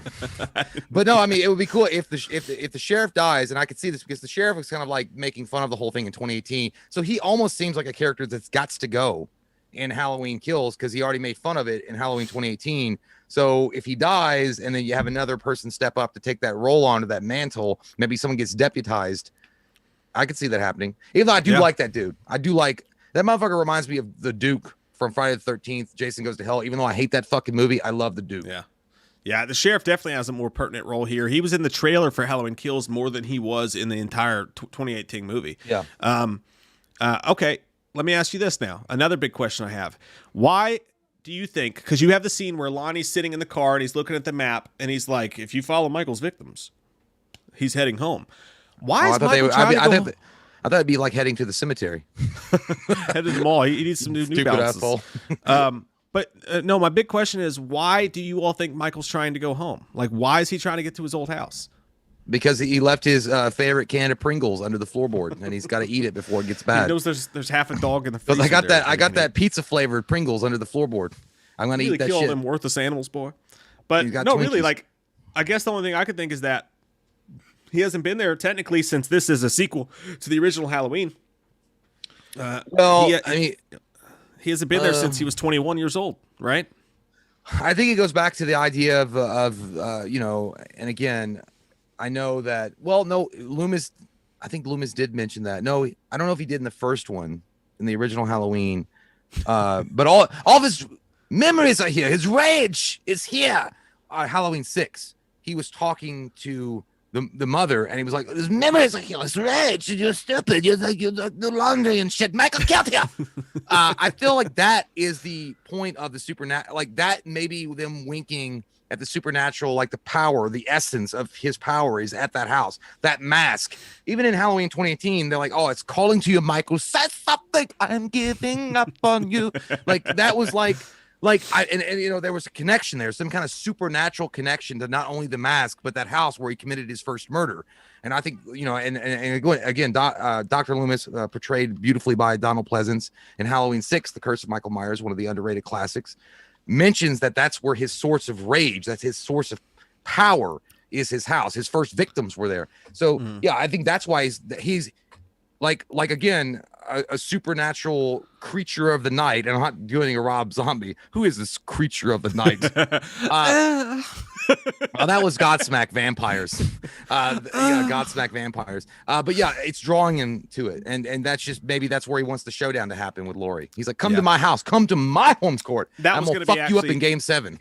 That was Game 7 on the finals. That's actually my prediction. I think he's going back there because for some reason he can't get to Laurie. At first he wasn't even looking for Laurie. Laurie came for him, but now she blew off a couple of his digits and he's fucking pissed. He wants to finish what they started. And maybe he knows, because Michael's a smart fucking guy. He ain't no Jason. He ain't no Leatherface. He's a smart dude. I think Michael knows that Laurie's in the hospital. Maybe he tries to get to her. Maybe whatever happens there maybe the plan goes to shit, but eventually he and her both know he's going there. And that's why he leaves the trail of victims, because he wants her to meet him there. So he's going to his house because he wants that to be the final showdown. Yeah. And maybe the end of Halloween Kills. Final countdown. maybe the last checker. part.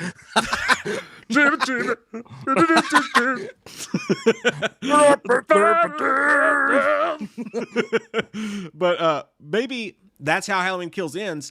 He's going there. We just found out he's going there. And then we find out that Laurie knows that. So she picks up the knife. She's like, "I'm coming for you, Michael." Boom. Credits. Yeah. Halloween Kills. I don't want it to. That ending would fucking, to me, that would suck. If that's, well, it all depends on what happens before. If she's driving, but it's kind of like, I don't want it to be like a super bad cliffhanger like that. Like I don't want to be like, "Oh shit, you know, Thanos snapped his fingers. Now I got to wait like 2 years and figure out how the fuck they did do it." How are they gonna bring back Black Panther? Because he can't. He's really dead. Not like in real life. I'm not talking about Chadwick Boseman. You know what I'm talking about. No, I know what you mean. They killed off Tom Holland's Spider-Man. That's the one thing about the MCU. I'm like, there's no fucking, like, there was no stakes involved at all. Like that was the cheap ass Trump stakes. Okay, like they look great, but they taste like shit. Because the idea is that there's no stakes. So you're like, well, we know they come back because they already fucking the movies are coming out. Yeah, so that was dumb when they killed off Spider-Man. Yeah. Anyway, so yeah, I feel I would hate that kind of ending. Give us a cliffhanger, but give us a good one. I heard just driving to the house and Michael standing there like Shaquille O'Neal, like, "Come into my house, come into my paint." I don't want that. Come see about me. Yeah, I'd rather not do that. But yeah, I mean, but I think ultimately that's why he's going to his home. Somebody mentioned in the comments, they said, "What if it's his portal?" To Jimmy Jones, him going to Jimmy Jones through that portal. No, I don't. I'm not making fun of your thing. I mean, it's. I think I know what you're like. I think they're kidding though. They gotta be joking. I don't know, because it's hard to read like text. If it's a joke, it might be real. If it's real, I mean, that it's possible there could be a portal there. I mean, they haven't had the plumbing checked in a long time. It could be a whirlpool. But in real, I do feel like it's for him, for Michael, it's something that he latches onto from his childhood that is meaningful to him in some twisted way, much like the mask is. So I feel like that's ultimately what it is. It's where he feels safe. That's where it all started, and that's ultimately where it's all going to end. I mean, that's probably where it's going to end, in his house, like 100%. Yeah, it would be cool. I'd love the ending to Halloween 5 in his house. You know, die, Michael, die. Yeah, so if he said, you had a fucking heart attack, you should have had an aspirin before you hit him with that fucking 2x4. Silverwolf Society made me laugh. He said, "Is he too good for his home? Stupid Paul, go to your home." When I was saying that the home, I was thinking of Rambo. I was like, I just want to go home. Where is everybody? I couldn't go home. Get my fucking leg. Oh shit! And then Robbie says, "Who would live there?" And then Blade says that's the only home he knows. Galford's dog says Michael wants to lure the town to his childhood home and murder them all. Interesting thought, but more interesting is that your dog can type. I'll be here all week. Don Wilk says, going back to where it all started. Nick says that he's going to meet a hooker for a quickie. It's been a while. You know, he's got to lay the pipe, and then he's going to get right back up on the horse and be like, I'm ready to take on the world, and I'm going to fuck Lori up because I just unloaded my semen juice. My evil psychopathic semen juice. Yeah, you know, when a guy gets out of jail, it's like, you know, juicy fruit, it's gonna move you. When a guy gets out of jail, that's the first thing they do in the movies, right? Is they go find a hooker. Anthony Stamp says, I think it ends with Michael and Lori standing face to face when Michael and Michael says, Call it. I think that if they do a showdown between Michael and Lori, it is like, you know, and I like that idea. I feel like it would be a cool scene, and it would be very much reminiscent of what we have talked about before, the Van Helsing trying to take down the Dracula moment. If Lori confronts him in the house that it all started back in 1978, and she valiantly fights him, but ultimately falls victim to Michael's wrath, or whatever you want to say, or you know, he just has to take a poop and he's pissed off she's in his way, and he just wanted to go to his house like Shitbrick from American Pie to poop. But she ultimately fails and falls, and that's how the movie ends in Halloween Kills. And then you see Allison really enraged and wants to go after Michael, and Michael's made it back home. And maybe in this thing, Michael's completed the circle in his brain at the home where it all started. I don't know. I know it's getting all goofy shit here. Like, this is very like I mean, I'm stoned and I'm eating I'm really thinking that like fortune cookies are telling me my future stoned. But I think that's how if I were a director, I'd be like just cinematically and how it would look on screen, the fact that she confronts Michael at the house and she ultimately dies fighting him on his home turf, but she really puts up the fight and she hurts Michael and she does the work, but she just can't take him down. But it would be like a Van Helsing going or attempting to take down their Dracula. I don't know. It would be cool. And then you end the movie there, and then Halloween Ends happens with Allison screeching up at the house or something, and then screaming like, "Where are you, huh? Where are you hiding? Why don't you take I know what you did last summer." Oh, fuck that. Joshua Teague, thank you very much. That's a sweet comment. Says, hey, love you guys. Thank you for making me laugh when I feel depressed. Thank you all for being there for us when we're down too, because there's nothing that picks us up like hanging out with you all and seeing all you people hanging out with us in these chats. It's fucking awesome for us too. And thank you. Spiral Sky Project says the stomach pounder from H6 has no pre-workout. The producer's cut details it as peanut butter and various other things that looks like a milkshake. Yeah, we got to make that stomach pounder and try it. No, dude, that sounds like an anus pounder, and not like in the jailhouse way. But that just sounds like your anus is literally gonna when you drink all that, your anus will open up like a floodgate and shit will come out immediately after finishing. By the way, somebody, I just want to ask really quick. I want to ask really quick. Solid Saturn 03. Are you Britain? Are you British? Because he was like, the reason why I'm asking is because your comment was like, Allison is a donut. And I'm only asking because I've heard Gordon Ramsay say that. He's like, you're a fucking donut. You're a donut. And I'm not British, so I was like, what the fuck does that mean? A beautiful glazed donut from Dunkin' Donuts? There's nothing wrong with that, but it means you're stupid. Like, you're a donut. Another question I had is actually how much will Lori do in the film? We only see her in the hospital. We see her shooting her fucking ass up with adrenaline, so you think she's got to be doing it to do something, but you don't see a single shot, unless I'm mistaken, you don't see a single shot of Lori outside the hospital. So if they have a showdown there, as far as at least what's in the trailer, it has to take place in the hospital. They show her again in the hospital, dressed finally, and saying, I'm coming for you, Michael. but they never show her outside the hospital. So if she actually has some action scenes in this, I mean, she didn't shoot her butt up with fucking adrenaline for nothing, then that means that technically there could be action scenes taking place between her and Michael in the hospital. I just wonder, is she going to be bedridden most of the movie? Are they going to talk her into just staying back? Is Allison maybe going to go to her and be like, no, you stay here. I'm going to fix this. And that's why Allison goes out and is so hardcore. I don't know. How do we see her even leave the bed for the most part?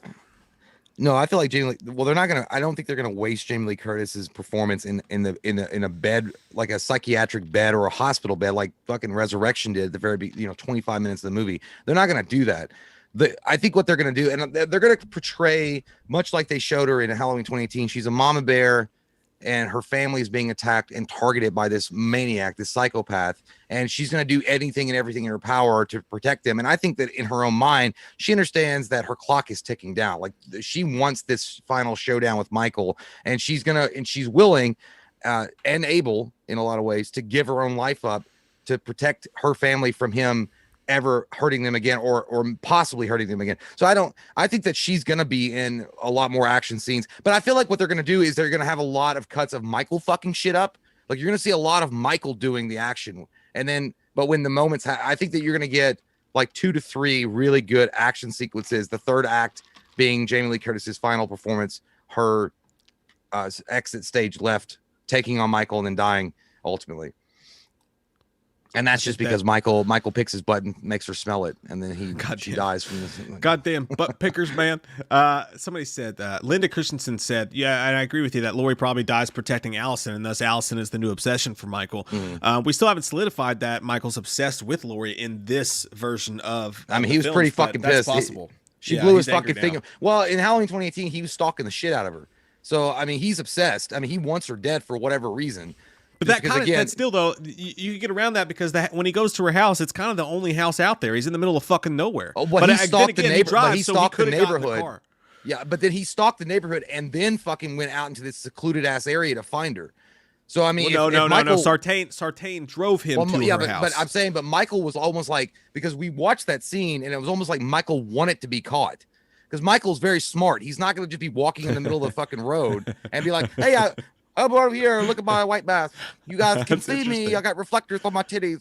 Like, he's not going to do that. Michael usually stalks behind the shadow. So it was like Michael did that by plan. Like, he planned. That's interesting. I don't necessarily see it that way, but that is interesting. they did just kind of find it by luck. Like, well, he was just walking around. He was like, hey, what bar's open? What bar's open? There's that motherfucking white face Michael, fucker. If you look, okay, at the very beginning, when Michael does the throwback to Halloween 2, he's stalking behind houses and sheds and garages. He's not, I mean, there's one scene where he is walking down the sidewalk, but then he starts stalking around. But Michael's known for like being on the outskirts. He's not going to just walk down the middle of Main Street and be like, what's up? You guys can't kill me. like he's like, I've never seen him do that. Like, I've never seen him do that. So it almost felt like that was part of Michael's plan. And that's why Dr. Sartain was so obsessed with the idea. It was like, did he say something? What did he say? What do you say? It is interesting. Insane Lelicaris, Insane 2 Caris. I fucking change your name. Insane in the membrane. Insane in the brain. He says, I think Marion will die early on in the car. Speaking of who's going to die or whatnot, yeah, I think you're right. I think she's going to be an early death for sure. She's too busy fucking chain smoking. I hope she's quit by now. It's kind of pointless because she's about to die.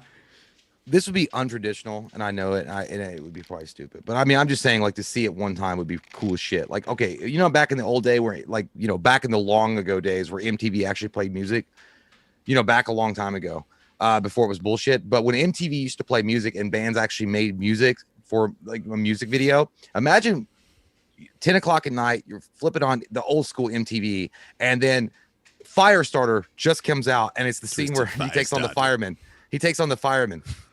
I'm a fire starter, twisted fire starter, and then like that's like that's the whole scene where he's fighting like the fireman, and then it shows the music video. I think Firestarter would have been a fucking great song for the music video for Halloween Kills. That's just my opinion. It's random. That would have made me laugh. I would like that. I mean, maybe it's too on the nose because it's firefighters and he kills them all, and you call it Firestarter, and the house is on fire. But I don't know. Yeah. Hey, Janae, what's up, Janae? Janae's joined the chat. Welcome. Silver's Wolf Society, thank you, says, what's this business with Allison screaming, "Duh, kill me" in the trailer? You pull that stuff with someone you don't think has the balls to kill you. We talked about this a little bit earlier as when we were talking about, are they going to try to do this thing where she becomes evil because she's acting all fucking wackadoo? I don't think so. We ended on, we hope that doesn't happen. Probably not going to happen. But I think what's going on there is either that or he's killed her dad. We know that for a fact. He's killed God knows how many people other than her, other than her dad, up to that point in the movie. And I think she's just fucking had it. And she's also looked at her grandma and seen how her grandma has lived her entire life in fear. He's probably killed her boyfriend up to that point. And Cameron, even though he's a dick and threw her phone in nacho cheese, I think that's just her way of going, you know what, fuck you, I'm not scared. And Michelle Evans. Michelle and Kathy Schwer sent me a message on Patreon that was really interesting, that if you slow it down, when she says do it, it looks like Michael pulls the knife back away from her. Now, I think he could have just been reaching it up to stab her, but they said it looks like he pulls it away from her. Like, no, Michael's I not don't gonna, want to. Michael's like scared because you actually said to insert your knife into my belly button. He's like, oh, fuck this crazy bitch. I'm not going to do that because she wants me to do it. First off, now I'm not going to do it. I'm going to take my mask off and talk to you because you don't want me to do that. I'm going to do the opposite of you. Yeah. He's like reverse psychology. I don't know. I think she's just, but the vanilla answer to that is she's just fucking sick of his shit. And she's like, fuck you, kill me. I don't care. Kill me. Or maybe she was trying to distract him for just a second because she saw whoever was about to hit him in the back right behind him, ready to go. And she wanted to buy some time. Maybe it was Will Patton. Fucking I hope Will Patton fucking is still alive. And he goes, I really do. Could stay awake just to hear you breathing. And then all of a sudden, Will Patton comes out and he's like, I thought you were dead. And then you have fucking not Guns N' Roses. Who the fuck was it? Who sang that song? Armageddon. Aerosmith. Fuck, I don't even know. Old assholes. They look like Mick Jagger.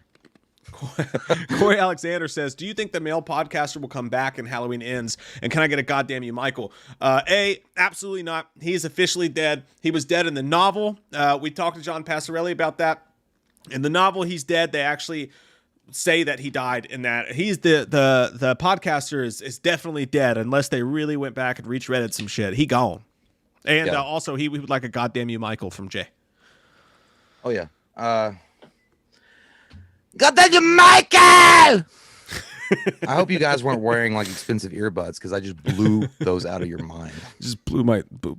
I blew my load on your earbuds. You blew my fucking load. Let's see. Do we have any questions left? We have answered that. We haven't answered him, but we've talked about that. We've talked about that. We've talked. By the way, about and hang I'm on, glad that one sec. One sec. I just want to keep pace of where we are here. We actually only have one more question left, unless you got any. But okay, go ahead. You're good. Yeah. What I was going to say was that I'm glad that Mike titled this in a particular way because we got some flack on the last one where some asshole was like, is this actually speculation or is this news? Fucking clickbait. It's news. Yeah. As far as like what we were talking about. But yes, this is speculation. So this is fun. This is all for everybody to come and enjoy like Chuck E. Cheese. And if you don't like it, take your fucking happy ass out and you get no pizza and you get banned from Chuck E. Cheese. I want pizza. It's as simple as that. It's as simple as that. But I'm glad that because people get real salty on that. They're like, I clicked on this video and I thought you guys were going to spoil the movie. Did you guys leak the script? If not, suck my dick. You just wasted my time. Yeah, we're not gonna, I was like, I'm sorry.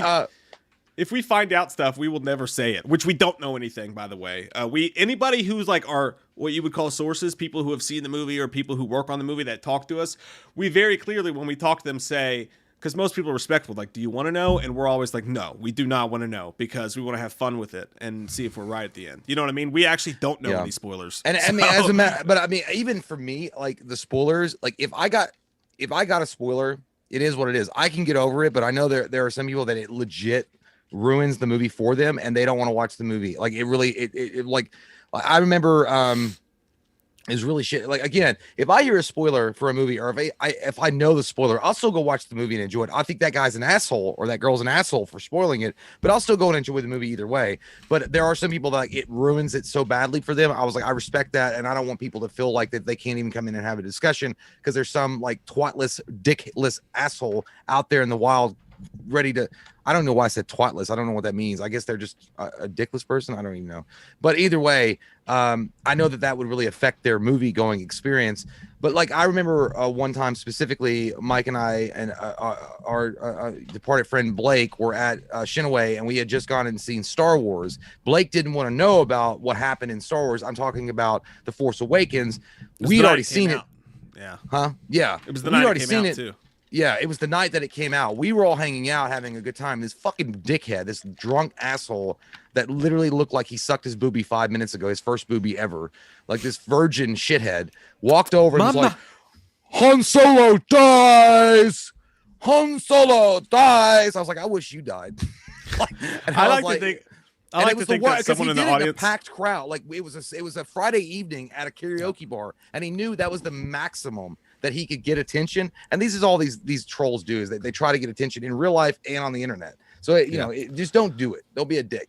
I like to think that when you said that, someone in the audience while listening was literally, they've not watched The Force Awakens yet, right? They've waited all this time for whatever reason. Maybe they were on like a mission trip in Mumbai, but they were just now leaned over listening to the podcast, listening to the video, putting their Force Awakens DVD in. They're a huge Star Wars fan but never watched it. They're getting ready to watch the Force Awakens for the first time, don't know any spoilers, and then right then you go, Han Solo dies, and they go, fuck, and then they just throw themselves out of a window. I would say I'm sorry that you live in Mumbai and you're just now getting fucking, like, you're probably just now watching Miami Heat on TV. My point isn't that you spoiled it for anybody. Obviously you didn't. It's forever out. But it would just be funny if that, like, I'm thinking if it was like a Simpsons episode or something. Well, there were. I mean, happened. But here's the thing: in real life, I guarantee the fuckers that try to spoil it on the internet would never say it, because that dude that did that, if he hadn't been drunk, he would have got his fucking ass beat. Because there are a lot of people that wanted to whoop that guy's ass, like just being an asshole. So just don't walk in. Just don't be an asshole and spoil shit. But anyway. Yeah. Yeah, and like, hey, for some people, spoilers don't bother them, and spoilers don't bother me that much for, like, personally. But for me, the reason I don't want us to know any Halloween Kills spoilers is because we do the channel, and it's like it's a lot of it's based on Halloween. So like, we wouldn't be able to do this video right now had someone leaked the script to us. We wouldn't be able to sit here and go, hey man, I wonder what happens here. To me, that's the fun of it. Is we're just movie fans, and a lot of people will start channels, and we are fucking. It's sad that I have to say this. We're not talking about anybody you've ever seen us talk to on our YouTube. Who are you talking about? Dave McRae? You son of a bitch. Dave's a friend of mine. Dave McRae or anybody, but there are YouTube channels that started after Halloween got popular that are trying to present themselves as though they're on the inside, and to get views they spoil stuff and blah blah blah. I don't want to make it a negative thing. All I'm saying though is that for us, what we try to present is that we're fans like you guys, and we get to show up here and talk to you guys as if we're in a bar together, hanging out, going, man, what do you think's going to happen in Halloween Kills? If we know what happens in the movies, we can't honestly have that conversation with you. So purposefully, when it comes to Halloween specifically, if anybody who works in the movie, also, nobody that we talk to that works in the movie will give us spoilers, even if we ask for them. But nobody who saw the test one time and I got nothing. Yeah. But anybody who saw the movie, the test screeners, we always ask them, please don't tell us anything, you know, because it would ruin what we have going on right now. And that's the reason we're so hardcore about don't spoil the movie. If you want to have it spoiled for yourself and read the script, go ahead. Just don't put it in the comments. But yeah, anyways. And by the way, I'm with you the same way. Like personally, if I were out in a personal situation and the movie got spoiled for me, I'll go see it still and I'll have fun, but I would never go and bring that spoiled information to you. Like to you guys that want to watch it spoiler free and not have any of that shit. And I respect that, because obviously it's a big movie and there's a lot of huge fans out there. And to do that is really just insensitive, and you're just being a big giant piece of shit Kardashian turd that floats down the river of sticks. It really sucks, dude. And by the way, you're dead on, because there are people out there that probably have seen the movie that pretend that they haven't seen the movie and then act like they're shocked and awed by all the bullshit that happens, and they're like, whoa, like I didn't know that was gonna happen. Whoa, oh my god, Michael Myers has got a knife. Oh my god, he stabbed her. And they've already seen the movie, so they already get it. Look, that shit is more fake than Michael Jackson's nose when it popped off on stage. I hate that shit worse than any fucking thing else, because you know why? That's disingenuous, and it's ruining all they're trying, that is the goddamn definition of clickbaity fake motherfuckers. And I've seen those people. And by the way, like Mike said, and again, it's a goddamn parental advisory warning shit that I feel like I should have to say. We are not talking about anybody that we know, that we hang out with, that we have a relationship with online or an association with. I've seen these people that we don't even fucking know, but I've seen these people and I fucking despise them. And I'm not going to name who they are, but they exist.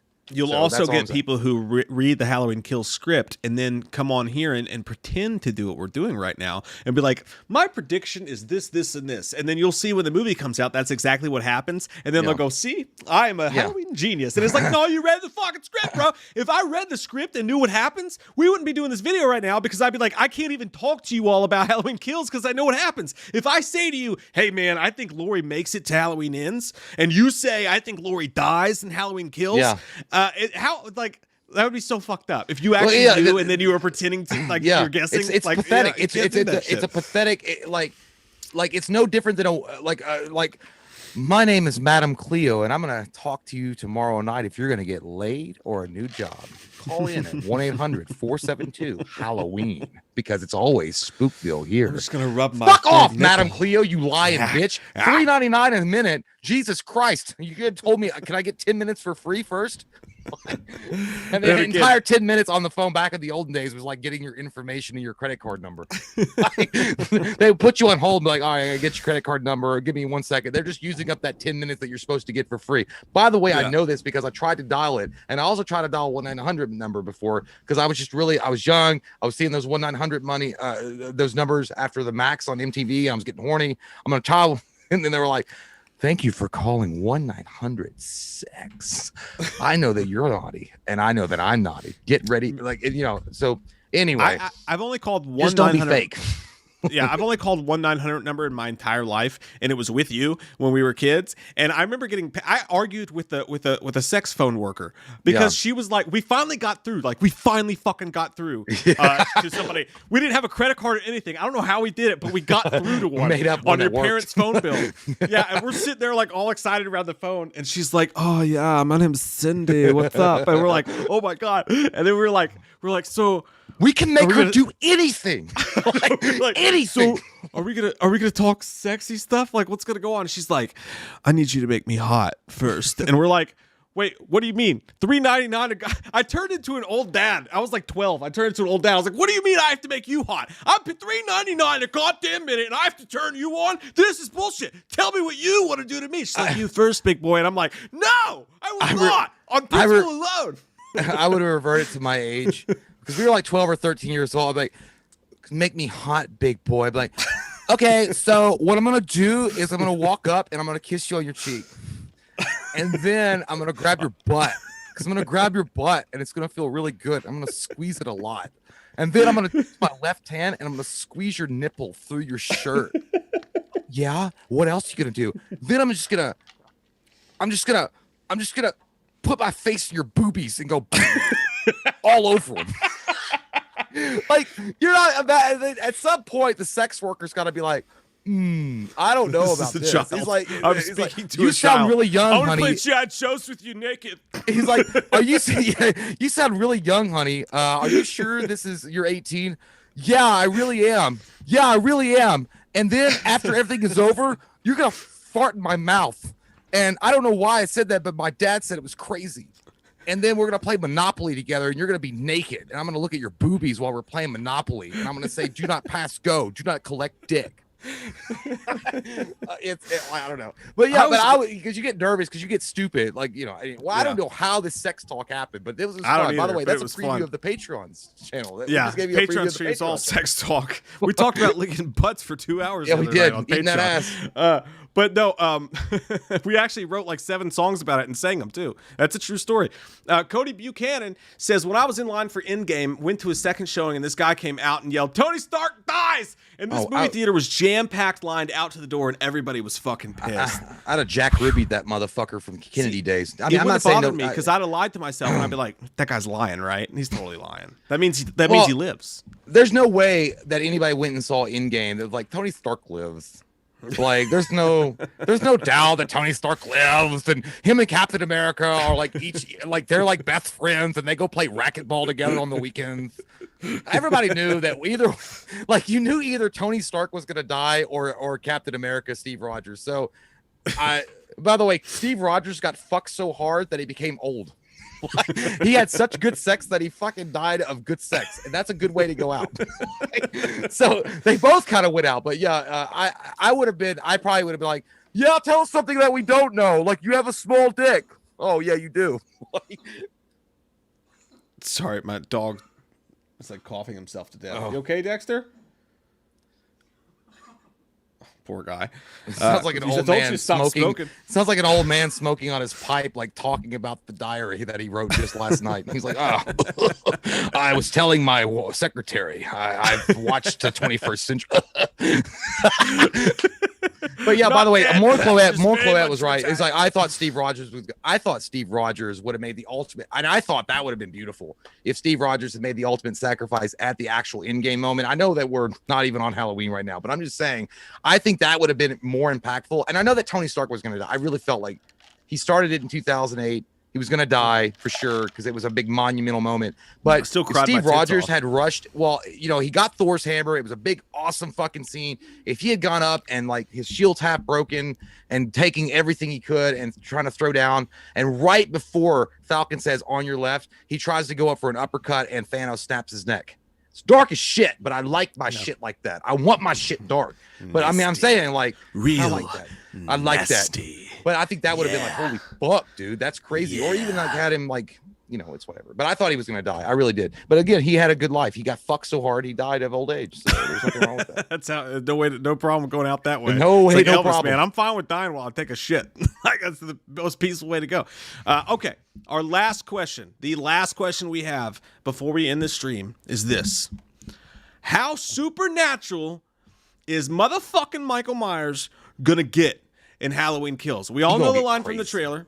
The more he kills, the more he transcends. That's exactly how she said it, but call 1-900 Mix-a-Lot and kick them nasty thoughts. What if she did? And he got essence. What if Lori said like that? The more he kills, the more he kills, the more he transcends. You sound like you already came. Like you already sound like you already came with your essence. The way you're doing it. Yeah, dude. I don't know. How supernatural does he get though? Like, well, I think he's gonna get so supernatural. They're gonna call Sam and Dean Winchester from Supernatural to take him on. No, but I do feel like they've already. It's such bad dad jokes here, but I do feel like they've already laid the groundwork and the foundation for. They've played with the idea that he's straddling the fence for the supernatural human element, and I think in this one, I think they're embracing. I think especially toward the end, fully supernatural, and I think ultimately by the Halloween ends, he is going to be steroid jacked up fucking badass supernatural Michael Myers. Even though they could ride the lightning and go all the way through. Maybe he's human, maybe he ain't. Is he or isn't he? Is he? Ain't he? Was that for Jeepers Creepers 2? Is he? I think it's Jeepers Creepers 2. It's like, oh yeah, they'll make fun of you all the time. Is he? Is he or isn't he? I don't fucking know, dude. But I mean, honestly, like, okay, so what he's been through, he's had a finger shot off. He's been shot in the shoulder at the very least. Originally, he was shot 6 times, but 50 Cent survived getting shot 9 times, so maybe he's still human. Who knows? He got the hot poker through my neck. He got a hanger in the eye. He clearly did not. He's not got a fucking healing factor, right? Because his goddamn eye is gouged still out. Fucked, yeah. Gouged out. And from Pittsburgh, his fucking eye is gouged out. Yeah, and his hand is still stuck in the Spider-Man Tobey Maguire. Go Web, go! Go Web, go! But I mean, so like he's clearly had injuries, but he's wearing you see him in the trailer. He's got a bandage on wherever he got that from. So it's not like he has some fucking Logan snicky Weapon X healing factor or anything like that. So he's not that fucking supernatural. But the smart thing to do though would be to play the edges. Edge yourself, bro. That's how you create stamina. That's how you create stamina. You got to edge yourself in the bathroom. Jesus Christ. I'm so disappointed in myself. But what I'm trying to say is, once got busy in the Burger King bathroom. You walk the line, right? Like, why did I do this? Animal crackers. I don't know. Ben Affleck, I like Armageddon. I feel like you're like, dude, you did this, and then you showed your stomach. You were like this, and you're like, What if the stream was just me rolling fucking animal crackers down the crack of my belly button? No, they toe the line, and that's the way to do it. Like, he gets fucked up, right? And he doesn't die, but it's just questionable enough. Like, is he supernatural? He shows just enough super strength to make you go, he just picked up that bitch with a fucking scalpel. It's not like Jim Gaffigan. I just like my hot pockets. I'm gonna have a hot pocket later. But they're the hot pockets. But you'd never say he's full on supernatural. So I think that's what they'll continue to do here. That's my prediction. But I do wonder, a big question: how supernatural does Michael Myers get? Well, again, I want him to go full on, full bloom. Let's see that dick, full frontal nudity. I want that ghost dick, bro. I want the ghost supernatural, bro. But then again, what's working for them is like straddling, and I feel like that's what they're gonna go with. The first that they straddled the line, the supernatural to human element in the first one, and I think they're gonna continue to straddle it on into Halloween Ends, and that's great. That actually makes sense, and that works. That's why I'm not a movie director or a writer, because that shit makes sense. Because if you end the movie, if Michael dies, well, is Michael really dead? Because did they answer the question, is he actually supernatural or is he human? Like, if they end the movie in that way, that at least leaves the door open for people to draw their own conclusions. And I think that's what the best part about Halloween is. When you leave the theater after you watch Halloween Ends, it'd be really awesome to leave the theater, and then you would have the argument: is he dead? Is he not? Did he survive? Is he supernatural? Like, is he or isn't he? Is he or isn't he? Like, leave it very vague. And the fact that if you play with the supernatural, human element, but I really think at this point, I think the motherfucker is supernatural. Like, Jesus Christ, you got sets on fire, you got your fingers blown off. All you went was like, oh, like he did make a sound, which I didn't like. He went, oh. He made a sound. I was like, first off, you should be like goddamn Kane from WWF. You don't say a fucking word. But nonetheless, he went, ugh. And then, but he's still walking around. He's bleeding out. And then he takes on firefighters, and he picked that motherfucker up by. Come on. At some point, you gotta be like, this motherfucker on steroids. I like to think of him as supernatural. I just don't want you to tell me he's supernatural. Yeah, it's kind of like Manny Pacquiao back in the day. Yeah. Manny Pacquiao was knocking fools out left and right, but you're like, I know he's on steroids. He on steroids, but I don't want you to tell me he's on steroids because I believe that little man's magic. Mark McGuire, Sammy Sosa, like, I didn't want to know, bro. Like, just keep the lie. Keep the lie going. All right, that's our last question we have. Let's answer these super chats. We're gonna get the fuck out of here. Give you guys a great Wednesday. Bid you guys a great adieu to an awesome Wednesday night. Chef Bayer says, "Do you guys think Chef is that Chef Boyardee's son? I'm Chef Boy, and I'm here to cook dough. I'm a pizza maker. Do you think Julian is in the backseat with Nurse Nancy when she and his mom in the nurse costume are attacked? No, because that has not been confirmed that that's Julian's parents. People just assume that. We don't fucking know. So I'm going to say no. Maybe. I don't know. I don't know. What do you want I sound from like me? Heroin Bob from SLC Punk. Yeah, but do you know that she likes you? Like, you know what I mean? Like, I never take drugs. Hey. What? I don't know. You like every Lowe's employee, like, hey, do you know where I can find this random tool? I was gonna go with the electronics center at Walmart. He's like, do you guys have any PS5s in stock? I don't know. Do you guys have any CDs? I don't know. Do you guys sell anything electronic? I don't know. But you work at the electronics center? I don't know. Like, I feel bad for those people because those motherfuckers are burned out so bad, and they gotta deal with such trash every day. Yeah, that's true. Justin Martin, thanks, buddy. He says, game time, gentlemen. You find out your ex after 2 years and a ring is dating your friend only a month or so after the breakup. What do? Very clear answer to this, my friend. You do this. Absolutely fucking nothing. You say fuck you to both of them by doing something fucking awesome for yourself. Don't waste energy on them. Create a better fucking you, and then look back 6 months later when you're fucking ripped and you got a better job and you got an awesome fucking life and be like, I don't even give a fuck about you all. And that's how you get your fucking comeuppance. You don't do anything except for work on you, bro. I don't remember the question. It said you find out your ex after 2 years and a ring is dating your friend only a month after the breakup.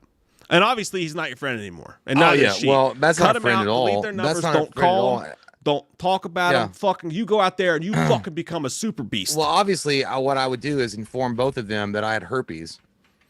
And I would say, now enjoy that, bitch.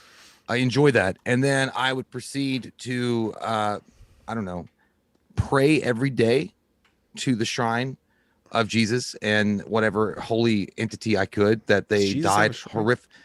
Well, a church.